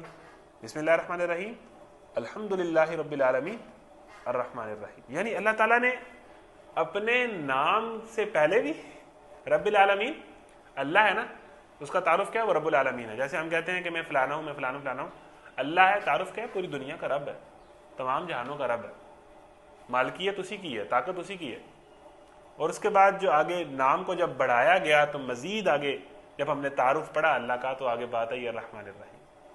यहाँ पर किसी और सिफ्त का जिक्र नहीं हो रहा, देख लें अभी तक जिक्र नहीं हुआ। अल्लाह ताला की रहमत बड़ी चीज़ है। तो अर्रहमान अर्रहीम, अर्रहमान को हम समझ लें, अर्रहीम को भी समझ लें। कई तफसील है, कई मीनिंग्स हैं, लेकिन कुछ मोटा मोटा मैं इस तरह समझाना चाहूँगा कि अर्रहमान वो होता है कि एक तो एक चीज़ आपने क्लियर कर ली कि बहुत ज़्यादा रहम करने वाला है, सुपरलेटिव डिग्री है। फिर रहमान वो होता है कि जो आपके साथ बिला वजह रहम करे, मतलब आपके साथ बिला वजह ही फेवर करे। आपने उसकी कोई मदद नहीं की, आपने उसके साथ कोई भला नहीं किया, आप उसके मतलब आपका उससे कोई सरोकार नहीं है, कोई लेना देना नहीं है, कोई बंदा आपकी बिला वजह ही मदद कर रहा है, आपके साथ बिला वजह ही खैर खई कर रहा है, आपके साथ बिला वजह ही फेवर कर रहा है, आपको कई तरह से नहीं पता फिर भी वो आपके साथ फेवर करी जा रहा है बिला वजह ही, ना आपने डिमांड किया है और वो बिला वजह ही करी जा रहा है और मुसलसल करी जा रहा है और बहुत ज़्यादा फेवर कर रहा है और उससे कुछ नहीं मिल रहा। ये नहीं कि उससे कुछ मिल रहा है, बिला वजह फेवर कर रहा है, वो रहमान है। और अर रहीम वो है कि जब आप फंस जाते हैं ना गुनाह कर करके या किसी आजमाइश में फंस जाएं, किसी जगह पे आपको वाक़यातन हेल्प की ज़रूरत हो और आप उससे मदद मांगे तो आपकी मदद करे। कहते हैं ना मुश्किल पई ते अखा खुलियाँ एवें भुलसी यार बड़े ने। मुश्किल वक्त में तो अकेले रह जाता है बंदा, मुश्किल वक्त में कौन साथ होता है। तो रहीम वो है कि जब बंदा फंस जाए, जब बंदा मुश्किल में हो तो कोई उसकी मदद करे, कोई उसको उस मुश्किल से निकाले, कोई उसको उस आजमाइश से निकाले, उसको कोई परेशानी से निकाले। तो ये रहीम है कि बंदा किसी से मदद मांगे तो वो उसकी मदद करे, या एक बंदा उसको मदद की ज़रूरत हो तो दूसरा उसकी मदद करे। रहमान बिलावजह ही फेवर, कई तरह के फेवर। और रहीम के ज़रूरत है मदद की, फंसा हुआ है, वहाँ से निकलने की जाए पनाह चाहिए, वहाँ से निकलने का रास्ता चाहिए, तभी मदद करे।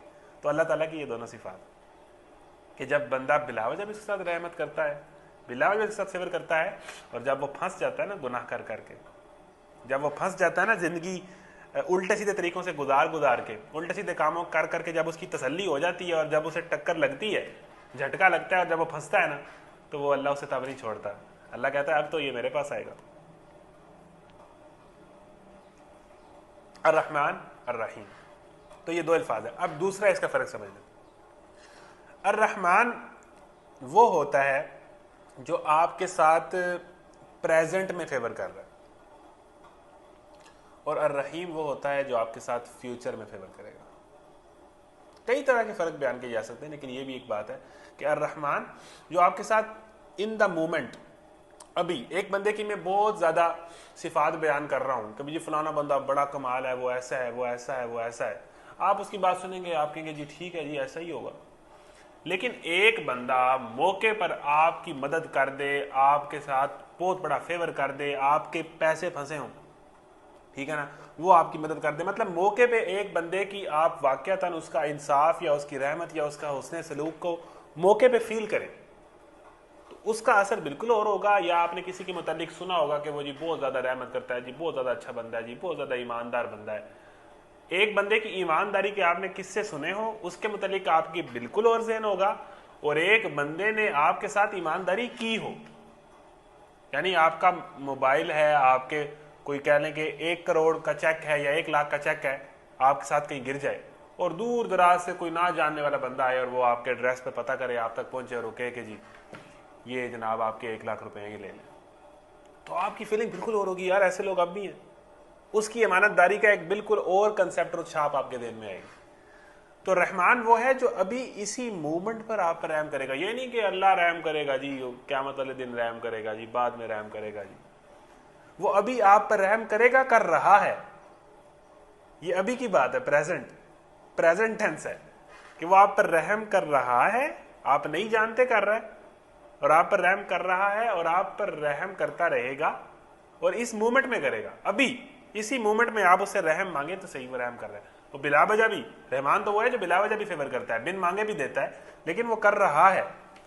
और अर्रहीम वो है कि जो फ्यूचर में जब आप फंसेंगे, जिस तरह हम किसी से बात करते हैं, दो लोगों की नई दोस्ती हो तो शुरू में तो वो बहुत अच्छा उसके साथ होते हैं, लेकिन बंदे के ज़हन में ख्याल आता है कि यार ये कल भी ऐसा ही रहेगा, अभी तो ये बहुत अच्छा है, अभी तो ये बहुत खैर खई कर रहा है, अभी तो इसके साथ मेरे साथ मामला बहुत ठीक है, नया तल्लुक है, नया रिश्ता है। तो बंदा उससे पूछता भी है कि यार तुम ऐसे ही रहोगे, तुम कल भी इसी तरह ही मेरे साथ सलूक करोगे, तुम कल भी इसी तरह ही अच्छे रहोगे, कल क्या होगा? या तुम वक्त आने पे, हालात आने पे, रुत बदलने पे, मौसम बदलने पे तुम भी बदल तो नहीं जाओगे? तो अल्लाह ताला जो है वो अभी भी रहम ही करेगा और फ्यूचर में भी रहम करेगा। तो इसको सहाबा ने इस तरह समझा, बात इस तरह ख़त्म की कि अल्लाह ताला रहमान है, जो इस दुनिया में रहम करेगा। और अल्लाह ताला रहीम है कि जब आखिरत में क़यामत के दिन उसके बंदे फंसे होंगे ना, तो अल्लाह ताला उन पर रहम करेगा। अल्लाह ताला की रहमत का एक बहुत बड़ा हिस्सा क़यामत के दिन यूज़ होगा, वो उन पर रहमत करेगा। तो ये है अल्लाह ताला का तारुफ, ये है अल्लाह ताला की स्टार्टिंग। और अर्रहमान के एक और मीनिंग बता के मैं आगे जाता हूँ। अर्रहमान की एक और मीनिंग आप समझ ले, अर्रहमान निकला है रहम से।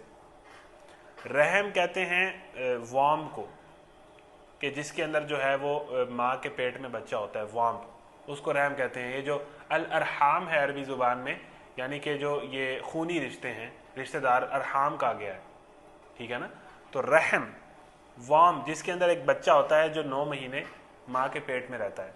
अब आप इस रहम से अर्रहमान को समझिएगा, बड़ा कमाल मीनिंग आने लगा है। रहम में क्या होता है, बच्चा अपनी माँ के पेट में, अब माँ क्या क्या कर रही है उसके लिए, वो ये नहीं खा रही, वो ये नहीं खा रही, वो जनाब कई तरह से अपना ख्याल रख रही है, वो ज़्यादा मूवमेंट नहीं कर रही, वो कुछ चीज़ों को खा रही है, कुछ चीज़ों को नहीं खा रही, कुछ काम कर रही है, कुछ काम नहीं कर रही। उस बच्चे को पेट में लिए माँ कितनी मुश्किलात बर्दाश्त कर रही होती है, कितने कितने काम कर रही होती है, क्या क्या कर रही होती है, सिर्फ इसलिए कि मेरे बच्चे को कुछ ना हो जो मेरे पेट में। उस बच्चे की हिफाजत के लिए माँ कई तरह की मसाइब से, कई तरह की परेशानियों से उस अरसे में गुजर रही होती है। अच्छा, जो अंदर बच्चा है उसको पता है कि मेरी माँ मेरे लिए क्या क्या कर रही है, वो ये भी नहीं खा रही, वो ये भी नहीं खा रही, वो ये काम नहीं कर रही, वो ये काम नहीं कर रही, वो इस तकलीफ से गुजर रही है, उसको ये काम करते हुए ये तकलीफ हो रही है, उसे पता? उसे नहीं पता। यानी वो जो रहम के अंदर चीज होती है ना, जो रहम के अंदर चीज होती है, उस पर रहम किस तरह हो रहा है उसे नहीं पता होता, कि बाहर से जिस तरह उस पर रहम हो रहा है और क्या क्या उसके लिए किया जा रहा है, जो चीज रहम के अंदर होती है उसे नहीं पता होता। तो हम अल्लाह ताला की रहमत के अंदर हैं, अर्रहमान की। हमें नहीं पता उसने हमें कितनी आजमाइशों से, कितनी परेशानियों से बचाया है। हम तो एक आजमाइश पे आके रोने लग पड़ते हैं, हमें क्या मालूम कि अल्लाह ताला ने उस आजमाइश के जरिए कितनी बड़ी बड़ी आजमाइशों से बचाया हुआ है।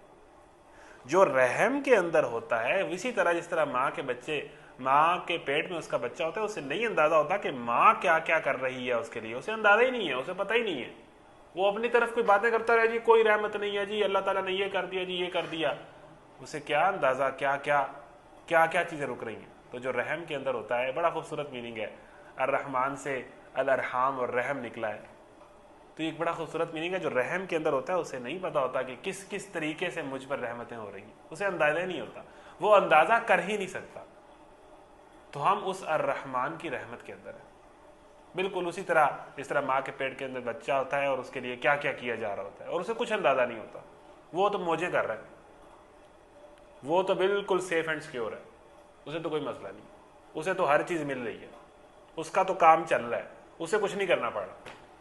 तो हम अल्लाह ताला की रहमत के अंदर है, बहुत ज़्यादा रहम करने वाला और बहुत ज़्यादा माफ़ करने वाला। आखिरी बात अर्रहमान अर्रहीम का पॉइंट बयान करके मैं आगे चलूँगा, और ये एक बड़ा अहम नुक्ता है, बड़ा अहम सवाल है, इसको आपने समझना है। अल्हम्दुलिल्लाह रब्बिल आलमीन अर्रहमान अर्रहीम। अब इन दोनों का आपस में कनेक्शन क्या है, कि एक अल्लाह जिसके अंदर डिबेट ही नहीं है कि उसके अलावा भी कोई खुदा हो सकता है या उससे ज़्यादा भी कोई ताकतवर हो सकता है, वो अल्लाह जो तमाम जहानों का मालिक है, तमाम जहानों का केयर टेकर है, तमाम जहानों की मैनेजमेंट कर रहा है, वो अल्लाह इतना ताकतवर होके, इतना पावरफुल होके, इतना स्ट्रांग होके अर्रहमान अर्रहीम है। अब आप समझें इस बात को। दुनिया में क्या होता है कि हमारे यहाँ किसी बंदे के पास थोड़ी सी ताकत आ जाए, उसके तो तेवर ही बदल जाते हैं, उसका तो बात करने का अंदाज ही बदल जाता है, वो तो लोगों से सीधे मुंह मिलता ही नहीं है। एक प्रिंसिपल के पास इख्तियारात आ जाएं तो वो कई तरह बच्चों के साथ ज्यादती कर लेता है, कई तरह बच्चों के साथ नाइंसाफ़ी करता है। एक टीचर के पास इख्तियार आ जाए, वो स्टूडेंट के साथ नाइंसाफ़ी कर देता है। एक बंदा MNA MPA बन जाए तो वो अपने हल्के के अवाम को पूछता ही नहीं है, वो जनाब किसी पे झूठा केस भी करा देता है, किसी को कत्ल भी करवा देता है, किसी को जनाब करप्शन करके उसकी मदद भी कर देता है, वो तो किसी को नहीं पूछता, वो तो जो चाहे करता है। थोड़ा सा आगे चलें, कोई बंदा वजीर बन जाए, उसका तो प्रोटोकॉल ही नहीं ख़त्म होता जनाब, उसके आगे गाड़ियाँ, उसके पीछे गाड़ियाँ, उससे तो मिलना, एक MNA से दफ्तर में जाके मुलाकात करना मुमकिन नहीं है। आपने किसी एक मामूली हल्के के जिम्मेदार से मिलना हो ना, थोड़ा सा पावरफुल आदमी, तो आप उसे मुलाकात नहीं कर सकते, आपको कई तरह के रेफरेंस लेने पड़ेंगे, कई तरह के ताल्लुकात बना के पूरी सीढ़ी के थ्रू आप उस तक पहुंचेंगे। एक छोटा सा MNA और जो पूरे मुल्क का बादशाह बन जाए, वो क्या क्या नहीं करता। जिसके पास, मैं कह रहा हूं कि थोड़ी सी ताकत आ जाए, जहां कहीं भी हमारे अंदर, किसी इंसान के अंदर थोड़ा सा इख्तियार आ जाए, वो लोगों के साथ नाइंसाफी शुरू कर देता है, वो फिरौन बन जाता है, वो पूछता नहीं है, उसके बोलने के अंदाज, उसके तेवर बदल जाते हैं, वो लिफ्ट नहीं कराता। और यहां क्या बात हो रही है कि एक अल्लाह जिसके पास सारी दुनिया का इख्तियार है, तमाम जहानों का इख्तियार है, और इतनी ज्यादा ताकत होने के बावजूद, इतना ज्यादा पावरफुल होने के बावजूद, वो क्या करता है? वो जुल्म नहीं करता, वो अपनी ताकत का और तरीके से इस्तेमाल नहीं करता, वो रहम करता है। अर्रहमान अर्रहीम, इतना पावरफुल खुदा, इतना ताकतवर खुदा, इतने ज्यादा जहानों का मालिक, और क्या करता है? रहम करता है। अर्रहमान अर्रहीम, बहुत ज्यादा रहम करता है, बहुत ज्यादा माफ करता है। ये कैसा खुदा है? हम किस खुदा के मानने वाले हैं? ये खुदा का कितना खूबसूरत तारुफ है जो सूरह फातिहा की पहली 2 आयत आपको करवाती है। अल्हम्दुलिल्लाहि रब्बिल आलमीन अर्रहमान अर्रहीम। आगे चले जी। तो ये है जी अल्लाह ताला का तारुफ पहली 2 आयत के अंदर। मालिक यौमिद्दीन। अब आ रहा है दूसरा सीन, तस्वीर का दूसरा रुख। अब आपने ज़रा, अब रहमत की बातें हो गई हैं, ठीक है, अल्लाह ताला का तारुफ हो गया है, अब हम आगे चलते हैं जी। मालिक यौमिद्दीन, रोज़े जज़ा का मालिक। अब एक ज़हन में हमारे बात ये पैदा हो रही है कि वो अल्लाह ताला तो बहुत ज़्यादा रहम करता है जी, वो तो अल्लाह ताला बहुत माफ़ करने वाला है जी, मौजे ही मौजे हैं, जो मर्जी करो अल्लाह ताला माफ़ कर देगा, अल्लाह ताला रहम कर देगा, अल्लाह ताला तो इतने रहमत करने वाला है, अल्लाह ताला तो इतना माफ़ करने वाला है, अल्लाह ताला तो इतना मेहरबान है, अल्लाह ताला तो जनाब 70 माओं से ज़्यादा प्यार करता है। अब आगे अल्लाह ताला दूसरी बात बता रहा है कि मेरे और आपके जहन में फ़ौरन शैतान ने यह ख्याल डाला होगा। देखिए, अल्लाह ताला मेरी और आपकी साइकोलॉजी को बहुत अच्छी तरह जानता है, इंसान उसने बनाया ना। हम साइकाट्रिस्ट के पास चले जाते हैं, जनाब ये जनाब माहिर नफ्सियात है और ये फलाना है जी, फलाना है, उसकी इतनी फीस है, वो आपके नफ्सियाती मसाइल हल कर देगा। इंसान की साइकोलॉजी सबसे ज़्यादा कौन जानता है? जिसने साइकोलॉजी इंसान की बनाई है। ज़ाहिर है वही इंजीनियर उस मशीन को अच्छी तरह जानता है जिसने वो मशीन खुद बनाई है। वो इंजीनियर ही जानता है कि इस मशीन को किस तरह ऑपरेट करना है। इसी तरह अल्लाह ने ही इंसानी नफ्सियात बनाई है।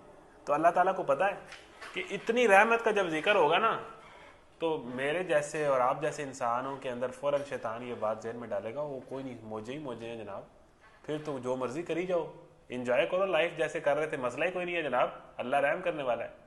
तो अल्लाह ने फ़ौरन बात कर दी, इस गलत फहमी जो हमारे जहन में आई है अभी अभी अल्लाह ताला ने क्लियर कर दी। मालिकी यौमिद्दीन, जज़ा व सज़ा के दिन का मालिक हूँ। वो अल्लाह ताला बहुत पावरफुल है, वो अल्लाह ताला बहुत ज़्यादा रहम करता है, लेकिन याद रखना वो इंसाफ भी करता है। रोज़े जज़ा के दिन का मालिक है। मालिक पूरी तरह इख्तियार है, मलकियत है उसकी। यौमिद्दीन, उस दिन जिस दिन जज़ा और सज़ा होगी, क़यामत के दिन का जिक्र है। दीन के मानी और भी हैं, लेकिन यहाँ पर यौमुद्दीन, जज़ा और सज़ा का दिन, यानी अल्लाह ताला ने यहाँ पर बात मुकम्मल कर दी। जो बात अधूरी थी ना, वो इस आयत के अंदर मुकम्मल हो गई। देखिए, ये जो सूरह फातिहा है ना, ये कुरान का खुलासा है। पूरा कुरान इसी सूरह फातिहा की तफसील करता है, पूरा कुरान इसी सूरह फातिहा की तफसील करता है। तो सूरह फातिहा गोया किसी दरिया को कूजे में बंद कर दिया गया है। मालिकी यौमिद्दीन, रोज़े जज़ा के दिन का मालिक है। तो ये बात जहन में रखना, कहीं ये ना समझ लेना कि बहुत ज़्यादा रहम करने वाला है तो मेरी रहमत का नाजायज़ फ़ायदा उठाने लग पड़ो। मैं जो बातें जिनसे मना करूं वो इस आस पे करने लग पड़ो जी अल्लाह माफ़ कर देगा। कोई नहीं जनाब, ये थोड़ी सी जवानी है, एंजॉय कर लें, 4 दिन की जवानी है, इसको याशी में गुजार लें, अल्लाह माफ़ कर देगा। अल्लाह तो इतना रहम करने वाला है, अल्लाह तो 70 माओं से ज़्यादा प्यार करता है। अल्लाह यहाँ बात क्लियर कर रहा है कि मैं बहुत ज़्यादा रहम करने वाला हूँ, लेकिन मेरी रहमत का नाजायज़ फ़ायदा ना उठाना, ये जहन में रखना कि मैं इंसाफ भी करता हूँ और मैं जज़ा और सज़ा के दिन का मालिक हूँ। मैंने तुम्हें एवं ही नहीं पैदा कर दिया। वही सवाल जो मैंने शुरू में कहा था कि आपने ये जहन में रखना है, जब आप किसी आंखें खोल के अपने आप किसी जंगल में पाएं तो पहला जहन सवाल पैदा होगा कि मैं यहाँ पर क्यों आया हूँ।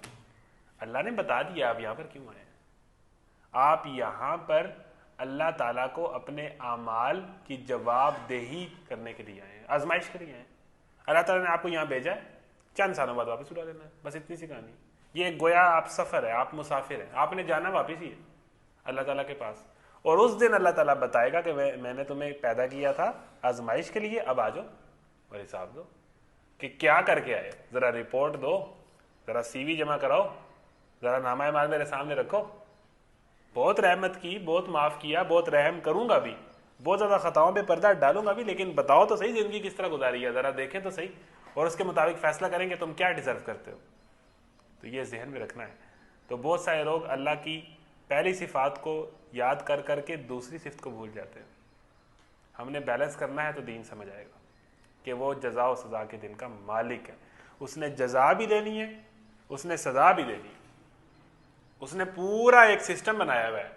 ये एवी अलटप नहीं चल रहा। अफ़ा हसिब तुम अन्नमा खलक़नाकुम अबसन व अन्नकुम इलैना ला तुरजऊन, क्या तुमने समझ रखा है कि हमने यूं ही पैदा कर दिया है तुम्हें और तुमने हमारी तरफ लौटना नहीं है? मतलब एवी पैदा हो गए हो, मतलब आओ खाओ पियो मौज करो चले जाओ, बस रोटी कमाने की फिक्र में ज़िंदगी गुजार दो ना। जज़ा और सज़ा का दिन आएगा और मैं उस दिन का मालिक हूँ। उस दिन मैं तुम्हें तुम्हारे अमाल के मुताबिक जज़ा भी दूंगा और बहुत ज़्यादा जज़ा दूंगा, सज़ा भी दूंगा और फिर बहुत सख्त सज़ा दूंगा। मालिक यौमिद्दीन, रोज़े जज़ा का मालिक है। तो ये हमें इन 3 आयात में क्या समझ आई कि वो अल्लाह है, उस अल्लाह ने हमें बनाया है और ये पूरी दुनिया उसी का मालिक है, उसी का रब है, वही इसका ओनर है, सारा कुछ उसी ने बनाया है। एक यूनिवर्सिटी हम चले जाते हैं ना, तो हम यूनिवर्सिटी में हम पहली चीज़ देखते हैं कि रूल्स एंड रेगुलेशंस को फॉलो करते हैं कि भाई ये यूनिवर्सिटी है किसी की है, इनकी यूनिवर्सिटी है, इनके रूल मानने पड़ेंगे, हमें तो कोई इतराज़ नहीं होता। यूनिवर्सिटी के रूल है भाई ये नहीं करना, ये वाला यूनिफॉर्म पहनना है, ये ड्रेस कोड है जी, इस टाइम क्लास लेनी है, इतनी क्लासें मिस करोगे तो आपका सेमेस्टर फेल हो जाएगा, इतना CGPA मेंटेन करना है, ये लेक्चर अटेंड करने हैं, ठीक है ना। यूनिवर्सिटी के हदूद में ये एक्टिविटी करनी है, ये एक्टिविटी नहीं करनी, पता है आपको। और अगर आप कोई ऐसी एक्टिविटी करते हैं जो जिसे यूनिवर्सिटी ने मना किया हो और जब आप यूनिवर्सिटी आपको सजा देती है तो आप उसे जस्टिफाइड समझते हैं, जी मैंने रूल की खिलाफ वर्जी की है, आपको फाइन होता है या आपको कोई भी सजा दी जाती है। तो भाई ये दुनिया अल्लाह ताला की यूनिवर्सिटी है, भाई अल्लाह ने बनाई है। यूनिवर्सिटी में जाके जब आप उनके रूल्स एंड रेगुलेशन फॉलो कर रहे हैं तो इस दुनिया के अंदर अल्लाह के रूल है, अल्लाह ने बनाई है, उसके रूल्स हैं। ऐसे तो नहीं आगे आप किसी पार्क में जाएं, किसी म्यूजियम में जाएं तो आपसे वो मोबाइल ले लेते हैं, आपकी चेकिंग करते हैं इसके हाथ में कोई ऐसी वैसी चीज़ तो नहीं है। भाई म्यूजियम है, उन्होंने बनाया हुआ है, उन्होंने अपने रूल रखे हुए। कोई पार्क है, उन्होंने अपने रूल रखे हुए। कोई सिनेमा है, उन्होंने अपने रूल रखे हुए। तो ये दुनिया है भाई, यहाँ पर अल्लाह के रूल है, रूल्स एंड रेगुलेशन है, अल्लाह ने बता दिए हैं, वो इस कुरान में बताएगा, उसके मुताबिक अल्लाह ताला हिसाब लेगा, हाँ जी क्या रिपोर्ट है। तो ये याद रखना कि जज़ा और सज़ा के दिन का मालिक है। लेकिन हाँ वो जो मालिक है वो रहम बहुत करता है, वो अपने बंदों की खताओं से दरगुजर बहुत करता है, उसकी रहमत उसके गज़ब पर गालिब। इय्याका नाबुदु व इय्याका नस्तईन। अब ये है अल्लाह का तारुफ, और उसके बाद जब हम ये बातें सुन लेते हैं तो मेरा नहीं ख्याल कि एक बंदा बहुत ज़्यादा ओपन माइंडेड है, बहुत ज़्यादा लिबरल है, बहुत ज़्यादा बज़ाहिर हमारे अल्फाज में दुनियादार है, लेकिन उसके जहन में मेरा नहीं ख्याल कि इन 3 आयात के बाद की गलतफहमी रह जानी चाहिए कि ये दुनिया अल्लाह की है, और उसके जहन में ऑटोमेटिकली हमारे जहन से निकलता है कि फिर भाई कोई ऑप्शन तो कोई नहीं है, उसी की इबादत करनी। इय्याका नाबुदु, ऑप्शन कोई बचा है? नंबर 1 डिबेट ही कोई नहीं है कि अल्लाह से बड़ा कोई खुदा है। नंबर 2 वो ऐसा रब है जिस तरह का कोई रब होता ही नहीं है। जितने भी हम ताकतवर लोग देखते हैं वो तो ताकत का नाजायज फायदा उठाते हैं, वो तो ताकत थोड़ी सी भी आ जाए तो क्या से, वो ऐसा रब है कि जिस तरह का कोई रब नहीं है। वो एट अ टाइम सारी दुनिया चला रहा है, सारे जहान चला रहा है। वो ऐसा रब है कि जिसके रहमत की तरह का कोई और हमने ऐसा खुदा नहीं देखा कि जो इतना ताकतवर होने के बावजूद इतना ज़्यादा रहम करता हो। फिर उसके बाद वो ऐसा रब है कि जिसके पास जज़ा और सज़ा देने का पूरा इख्तियार है। ये नहीं कि जनाब सबको माफ़ करी जाएगा, वो सज़ा भी देने वाला है, वो सज़ा भी देगा, वो इंसाफ भी करेगा। तो जब सारा कुछ ही उसके पास है तो हमारे पास क्या बचा? तो जो थोड़ा सा भी अक्लमंद बंदा है वो यही कहेगा इय्याका नाबुदु, हम तेरी इबादत करते हैं, तो हम तेरी इबादत करेंगे, हमारे पास कोई ऑप्शन ही नहीं है। हमें बात समझ आ गई है। जो थोड़ा सा भी अकल जिसके अंदर नाम की कोई चीज़ है उसके जहन से ऑटोमेटिकली ये निकलेगा इय्याका नाबुदु, फिर हम तेरी ही इबादत करते हैं। अब हम नाबुदु को समझ लें, इबादत क्या है। इबादत के मानी की तरफ आ जाते हैं। नंबर 6 है जी, इबादत का लफ्ज़ अरबी ज़ुबान में 3 मानों में इस्तेमाल होता है: पूजा और परस्तिश, अताअत और फरमाबरदारी, बंदगी और ग़ुलामी। अब हमारे यहाँ अलमिया क्या है कि हम समझते हैं कि इबादत नाम है सिर्फ पूजा का, यानी नमाज हमारे ज़हन में फ़ौरन आती है जी ये इबादत है कि भाई वज़ू करके ख़ास लिबास पहन के सजदे कर लेना, रुकू कर लेना, इबादत हो रही है अल्लाह की। हालांकि इबादत है अबद। अबद कहते हैं बंदे ग़ुलाम को, और ग़ुलाम जो है वो तो 5 मिनट के लिए तो किसी का गुलाम नहीं होता। जो गुलाम होता है वो तो 24 घंटे ही अपने मालिक का गुलाम होता है। गुलाम अगर आपने जाने हो या गुलामों का आपको पता हो या फिल्मों में आपने गुलाम देखे हो या गुलामों के मुतालिक आपने पढ़ा हो, तो गुलाम 10 मिनट के लिए गुलाम होता है, गुलाम 5 मिनट के लिए गुलाम होता है। गुलाम तो अपने मास्टर के बिल्कुल कंट्रोल के अंदर होता है, वो कोई भी हेरा फेरी कर ही नहीं सकता। तो हम अल्लाह ताला के बंदे हैं, अबद, अबद कहते हैं गुलाम को। तो इय्याक नअबुदु, हम तेरी ही गुलामी करते हैं। इसके अंदर इबादत का पूजा और प्रस्तिश भी आ जाएगा, इसके अंदर अतात और फर्मा बरदारी भी आ जाएगी, इसके अंदर बंदगी और गुलामी भी आ जाएगी। और जिंदगी का मकसद क्या है? वमा खलक़तुल जिन्ना वल इंसा इल्ला लियाबुदून, कि मैंने जिन्नों और इंसानों को तो पैदा ही इबादत के लिए किया है, पैदा ही प्रस्तिश के लिए किया है। मकसद ही तख्लीक का ये, इंसान की तख्लीक का मकसद ही इबादत है। यहाँ तख्लीक का मकसद ही इबादत है। और इबादत के मानी है बंदगी भी, गुलामी भी, पूजा भी, परस्तिश भी, अताअत भी, फरमाबरदारी भी। मस्जिद में अल्लाह की इबादत हो रही है तो मस्जिद से जब बाहर निकलेंगे तो आगे जो लाइफ गुजार रहे हैं, सोशल लाइफ, वहां भी अल्लाह की बंदगी होगी। जिंदगी के कोई गोशे में ऐसा नहीं है कि दीन ने यहाँ कोई बात की। हम बात करते हैं जी ये आप मीडिया में दीन कहाँ से लेके आ रहे हैं, ये शोबिज में कहाँ से दीन आ गया, ये सियासत में कहाँ से दीन आ गया, और भाई ये तो कारोबार है, यहाँ पर मजहब को कहाँ से लेके आ गए। और भाई पूरी जिंदगी के अंदर दीन है। दीन तो नाम ही ज़ाब्ता है हयात का। तो हमने अल्लाह की इबादत 5 मिनट के लिए तो नहीं करनी, 10 मिनट के लिए तो नहीं करनी, या मस्जिद की 5 नमाजों के 1 घंटे के अंदर तो नहीं करनी। हम उसके गुलाम हैं, और गुलाम 24 घंटे फुल टाइम अपने मास्टर के ताबे होता है, वो कुछ कर ही नहीं सकता। उसने उसी के ताबे रहना होता है, उसी के ताबे रहने में ही उसकी जिंदगी होती है, उसकी बका होती है। तो इय्याक नअबुदु, हम ये अल्लाह से सूरह फातिहा में कमिटमेंट करते हैं कि हम तेरी ही इबादत करते हैं। सूरह फातिहा एक दुआ है। सूरह फातिहा वो सूरत है, वो वाहिद सूरत है जो मक्की दौर में नाजिल हुई, इब्तिदा में नाजिल हुई, और ये वो वाहिद सूरत है जो एट अ टाइम पूरी की पूरी नाजिल हो गई। मतलब कभी कुछ आयात नाजिल होती थी, कभी कुछ आयात नाजिल होती थी कुरान की। सूरह फातिहा एक ही वक्त में पूरी तरह नाजिल हो गई। इसको सबअम मिनल मसानी सूरह हिजर में भी कहा गया है कि ये कुरान अजीम है, ये उम्मुल किताब है। हदीस में आया है कि कुरान की तो ये कह लें कि सबसे अहम हिस्सा, और कुरान उम्मुल किताब, कुरान अजीम, अजीम हिस्सा, हिस्सों में सबसे अजीम हिस्सा सूरह फातिहा। तो सारी चीज़ें यहीं पर है कि हम तेरी ही इबादत करते हैं, वइय्याका नस्तईन, और तुझ ही से मदद मांगते हैं। मदद और किससे मांगनी है? जिसने बताया कि अल्हम्दुलिल्लाह रब्बिल आलमीन। फिर कोई ज़हन में रह जाता है यार इससे मदद मांगी जाए, यार इससे लिंक बनाए जाए, यार इससे ताल्लुक बनाया जाए, बात ही खत्म हो जाती है। इय्याका नअबुदु व इय्याका नस्तईन, हम तेरी ही इबादत करते हैं और तुझी से मदद मांगते हैं। तो ये वो आयत है जो अब बंदा कह रहा है। पहले अल्लाह की बातें आ गई, अब उसके बाद बंदा बात कर रहा है। अब देखिए सारी जिंदगी अल्लाह और बंदे के गिर्द ही है, ये सारी जिंदगी ऐसे ही है, बंदा खुदा, बंदा खुदा, बंदा खुदा। तो अब बंदा कह रहा है कि अल्लाह हम तेरी इबादत करते हैं और तुझ ही से मदद मांगते हैं। इहदिनस सिरातल मुस्तकीम, ये है सूरह फातिहा का क्लाइमेक्स कि ए अल्लाह हमें सीधा रास्ता दिखा। इहदिनस सिरातल मुस्तकीम, सूरह फातिहा के अंदर जो हमने दुआ की है ना, सूरह फातिहा एक दुआ है, ज़हन में रख लें। सूरह फातिहा के अंदर जो हमने दुआ की है वो एक ही चीज़ की है। दुआ हमने एक ही चीज़ मांगी है, इहदिनस सिरातल मुस्तकीम, ए अल्लाह हमें सीधा रास्ता दिखा, सीधे रास्ते पे चला। सिरात अल्लज़ीना अनअमता अलैहिम, उन लोगों का रास्ता जिन पर तूने इनाम किया। अब यहाँ पर रास्ते को नेमत कहा गया है, यानी जो हदायत है ना, सीधा रास्ता है, जो हदायत है वो नेमतों के अंदर सबसे बड़ी नेमत है। इहदिनस सिरातल मुस्तकीम, हमने अल्लाह ताला से कोई आम चीज़ नहीं मांगी, हमने नेमतों में से सबसे बड़ी नेमत मांगी है, हमें सीधा रास्ता दिखा। अब अंदाज़ा करें हमें सीधे रास्ते का पता ही ना होता, हम दुनिया में आते।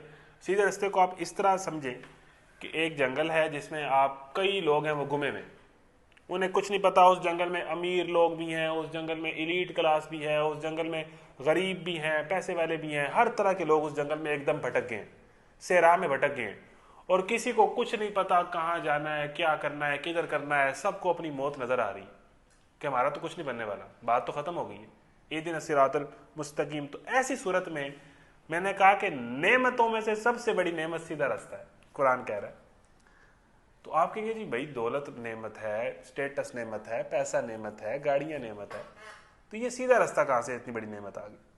तो इस मिसाल समझिए कि एक जंगल में महीने से लोग भटक रहे हों, सेहरा के अंदर कई लोग मर चुके हों, कई लोगों को पता ना हो, उसी सहरा में जिंदगी गुजार रहे हो, अमीर भी गरीब भी। एकदम महीनों बाद उस सहरा के अंदर, उस जंगल के अंदर एक बंदे को रास्ते का पता चल जाए कि कहां से मैंने जाके इस रास्ते से निकलना है और मेरी मंजिल कहाँ है, एकदम उसको रास्ता पता चल जाए। तो मुझे ये बताएं कि उस सारे जंगल और सहरा में सबसे ज्यादा खुश नसीब कौन होगा? वही जिसको सीधा रास्ता पता चल गया। भाई ये सारी चीजें ठीक है, नेमतें होंगी, लेकिन जिसको पता हो मैंने जाना कहाँ है, सबसे ज्यादा खुश नसीब बंदा वो है। जब सारे भटके हो ना और एक को पता हो रास्ता मेरा क्या है, मैंने किधर जाना है, तो उसके लिए सीधा रास्ता, मंजिल की तरफ जाने वाला रास्ता ही सबसे बड़ी नेमत है। एक सफर के अंदर नेमत सीधा रास्ता ही होती है और जिंदगी एक सफर है। ए दिन सिरातल मुस्तकीम, ए अल्लाह हमें सीधा रास्ता दिखा। हम तुझसे यही मांगते हैं, तेरी इबादत करते हैं, तुझसे मदद मांगते हैं, तुझे मानते हैं, तू जज़ा सज़ा के दिन का मालिक है, तू बहुत ज़्यादा रहम करने वाला है। लेकिन जाहिर है कि तेरी रहमत से ज़्यादा फ़ायदा तभी उठाया जा सकता है कि जब हम तेरी बात माने। तो ऐ अल्लाह हमें सीधा रास्ता दिखा। सिरातल लज़ीना अनअमता अलैहिम, उन लोगों का रास्ता जिन पर तूने इनाम किया। अब देखें ना, अब हमने सीधे रास्ते पे चलना है तो हमें गाइडलाइन चाहिए, हमें कुछ सैंपल्स चाहिए, हमें कुछ मॉडल्स चाहिए। तो हम अल्लाह ताला से दुआ करते हैं कि हमें उन लोगों के रास्ते पर चला जिन पर तूने इनाम किया। इस रास्ते पे पहले जो लोग गुजर गए हैं ना, जिन पर हमें उनकी लाइफ को फॉलो करने की तौफीक अता फरमा। हमें बता के उन लोगों ने क्या किया। जिस तरह यूनिवर्सिटी में जाते हैं तो एक जूनियर सीनियर से रहनुमाई लेता है कि भाई ये पहले हैं, इनको पता है ये कौन से सब्जेक्ट से गुजरे हैं, क्या चीज़ इंपॉर्टेंट है, क्या चीज़ नहीं इंपॉर्टेंट, तो वो रहनुमाई लेते हैं कि जी इनको पता है।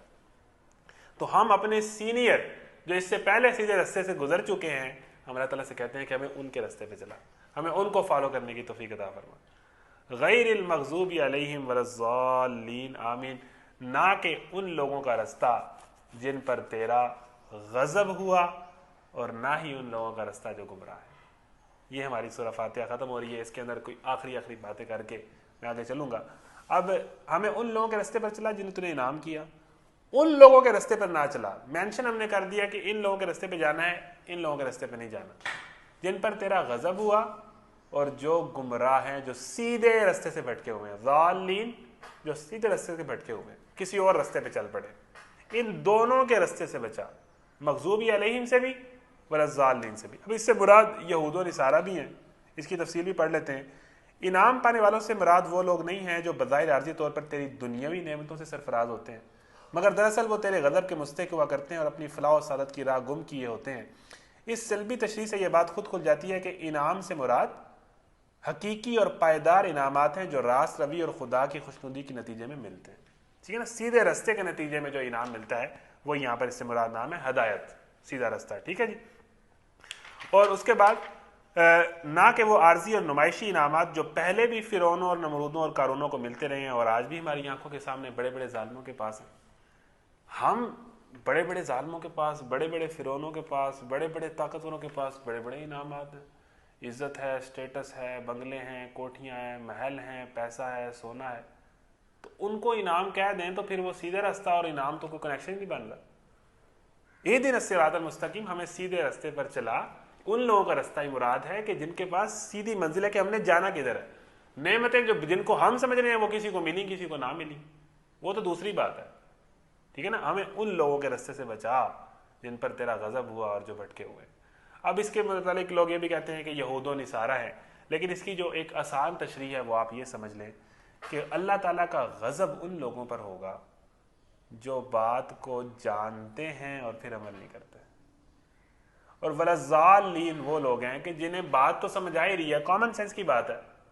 ठीक है ना, कि बात तो सारी दुनिया, इस दुनिया का मालिक इस दुनिया में क्यों है, कॉमन सेंस की बातें हैं, लेकिन वो उतना नहीं जानते थे जितना ये जानते हैं। यानी एक आलिम और एक आम आदमी। तो जो बंदा जानता हो एक बात को, यानी दो बच्चे हैं, ठीक है ना, एक बच्चा 10 साल का है और एक बच्चा 20 साल का है, ठीक है ना, उनकी लड़ाई हो जाती है एक और लड़के से जो 15 साल का है। ठीक है ना, वो उस बेचारे 15 साल के बच्चे को दोनों 10 साल वाला और 20 साल वाला मिलकर चंगी उसकी फैंटी लगाते हैं, उसे लहू लुहान कर देते हैं। तो जब कोई बड़ा आदमी जाएगा, ठीक है ना, और वो जाके जब लड़ाई को, झगड़े को रुकवाएगा, तो जब वो खबर लेगा कि तुमने इस 15 साल वाले बच्चे के साथ ज्यादती की है, वो 10 साल वाले को भी खड़ा करेगा, 20 साल वाले को भी खड़ा करेगा।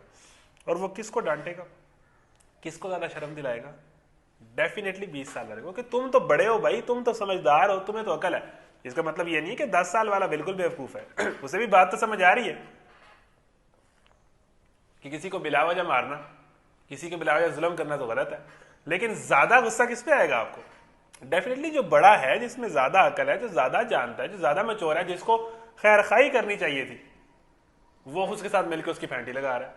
तो कसूरवार 10 साल वाला भी है, उसमें भी अकल है, उसे भी पता है ज्यादती उसने भी की है, लेकिन ज्यादा गुस्सा आपको डेफिनेटली 20 साल वाले पे आएगा कि यार तुम्हें अकल, तुम्हें इसको रोकते, तुम समझाते, तुम भी उसके साथ इस काम में लगेगा।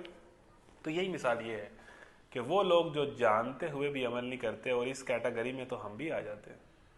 वो मुसलमान जो कुरान को जानते हुए, जो अल्लाह को जानते हुए मौजें कर रहे हैं, ज़िंदगी को अपनी मर्जी से गुजार रहे हैं, इंजॉय कर रहे हैं, कोई परवाह ही नहीं, जो दिल करता है करते हैं, हर तरह का गुनाह करते हैं जानते हुए। अल्लाह, रसूल, जन्नत, जहन्नुम, अमाल का हिसाब, क़यामत, सब चीज़ें सुनी हुई हैं, सब बातों का पता है, अमल कहीं नहीं। टिकटॉक है, इंस्टाग्राम है, और उस पर आने वाली बेहयाई, यही ज़िंदगी, यही ज़िंदगी रह गई। ये सारा सारा दिन कुछ ना कुछ खेलते रहो, फजूल वक़्त। जो जानते हैं कि मेरी ज़िंदगी का मकसद क्या है और मैं क्यों आया और मैंने किधर जाना है, गुस्सा तो उन पर आएगा ना।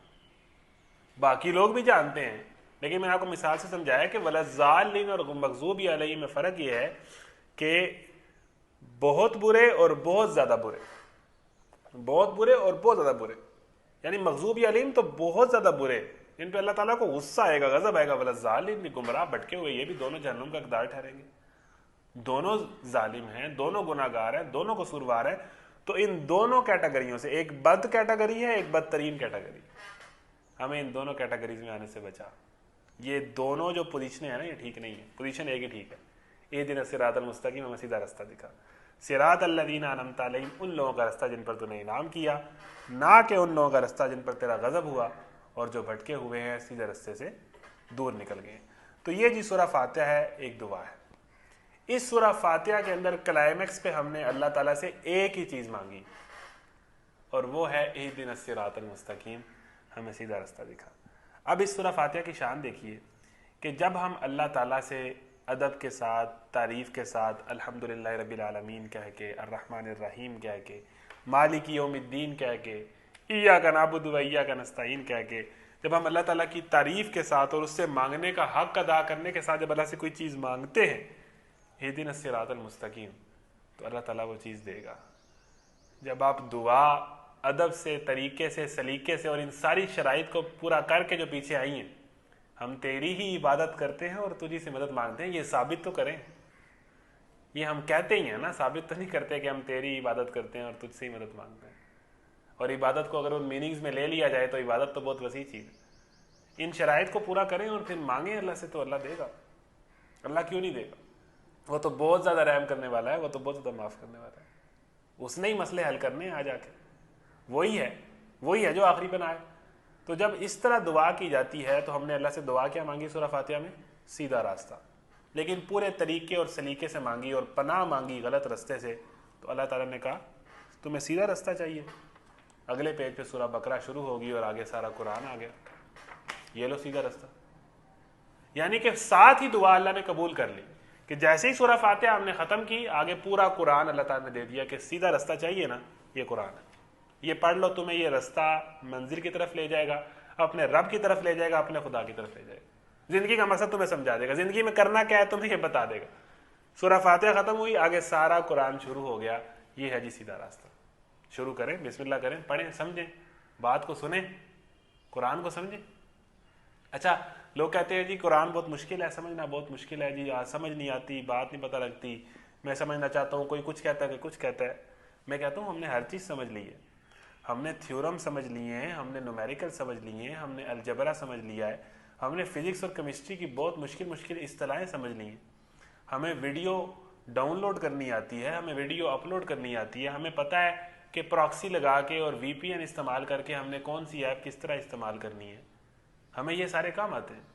ठीक है, हमें अपनी तस्वीर पर इफेक्ट्स लगाने आते हैं, उनको प्यारा करना आता है, हमें सोशल मीडिया पे ज़्यादा से ज़्यादा लाइक्स लेने आते हैं, हमें तरह तरह के पासवर्ड लगाने आते हैं, हमें गेम्स के अंदर कोड लगाने आते हैं, उनको उन कोडों का काउंटर करना आता है, हमें क्या क्या नहीं आता।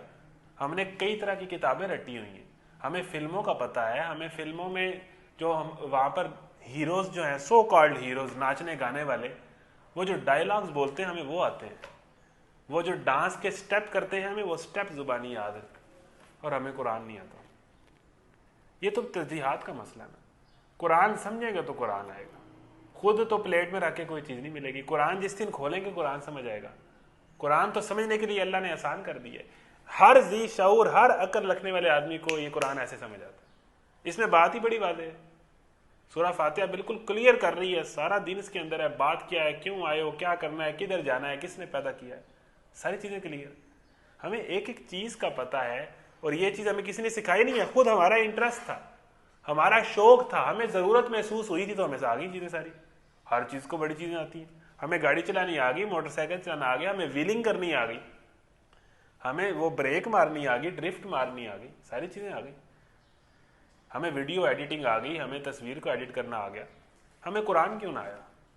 क्योंकि हमने सोचा ही ना, हमारी तरजीहात में नहीं था, हमने ये ज़रूरत ही ना महसूस की कि हम क्यों आए, हमने किधर जाना है। ये बहुत अहम मसला है। तो इस कुरान को समझने की तरफ आएँ, इस कुरान को पढ़ने की तरफ आएँ, इस कुरान को समझने की कोशिश करें। ये बहुत अहम, ये कोई अहम बात तो है कोई नहीं भाई। या तो हमने यही रहना होता तो बात ठीक थी, हमने तो मर जाना है। तो नौजवानों, आपसे यही गुजारिश करूँगा सूरह फातिहा को एंड करने से पहले कि इस कुरान को समझें। ये क्लास बहुत बड़ा मौका है, हिम्मत करके, कोशिश करके अगर हमने टाइम निकाल लिया है तो आप भी हफ्ते में एक दिन निकालना है, 1.5 से 2 घंटे, और कुरान को समझें। इंशाल्लाह 1 साल के अंदर हर इतवार इन 2 घंटे के जरिए हम पूरा कुरान तफसीर से पढ़ लेंगे, और ये बहुत बड़ा मार्का होगा, बहुत बड़ा काम होगा। तो टाइम निकालना है। हमारे पास हर तरह की गेम के लिए अगर टाइम है, मोबाइल के लिए टाइम है, तो इसके लिए भी टाइम है। तरजीहात का मसला है, हम ये भी सीख जाएंगे अगर कोशिश करें। तो ये सूरह फातिहा जो है ये एक दुआ है, और इस दुआ को जब हमने किया है तो अल्लाह ताला ने ये साथ ही दुआ कबूल कर ली है और आगे बता दिया है कि सीधा रास्ता क्या है। ठीक है जी। तो सूरह फातिहा को एक दफ़ा फिर से पढ़ते हैं। अब आपको शायद पढ़ने में मज़ा आए, समझने में मज़ा आए। तो आगाज़ करते हैं जी। बिस्मिल्लाहिर्रहमानिर्रहीम। अल्हम्दुलिल्लाहि रब्बिल आलमीन, अर्रहमानिर्रहीम, मालिकि यौमिद्दीन, इय्याका नअबुदु व इय्याका नस्तईन, इहदिनस सिरातल मुस्तकीम, सिरातल लज़ीना अनअमता अलैहिम, गैरिल मग़ज़ूबि अलैहिम वलद्दाल्लीन।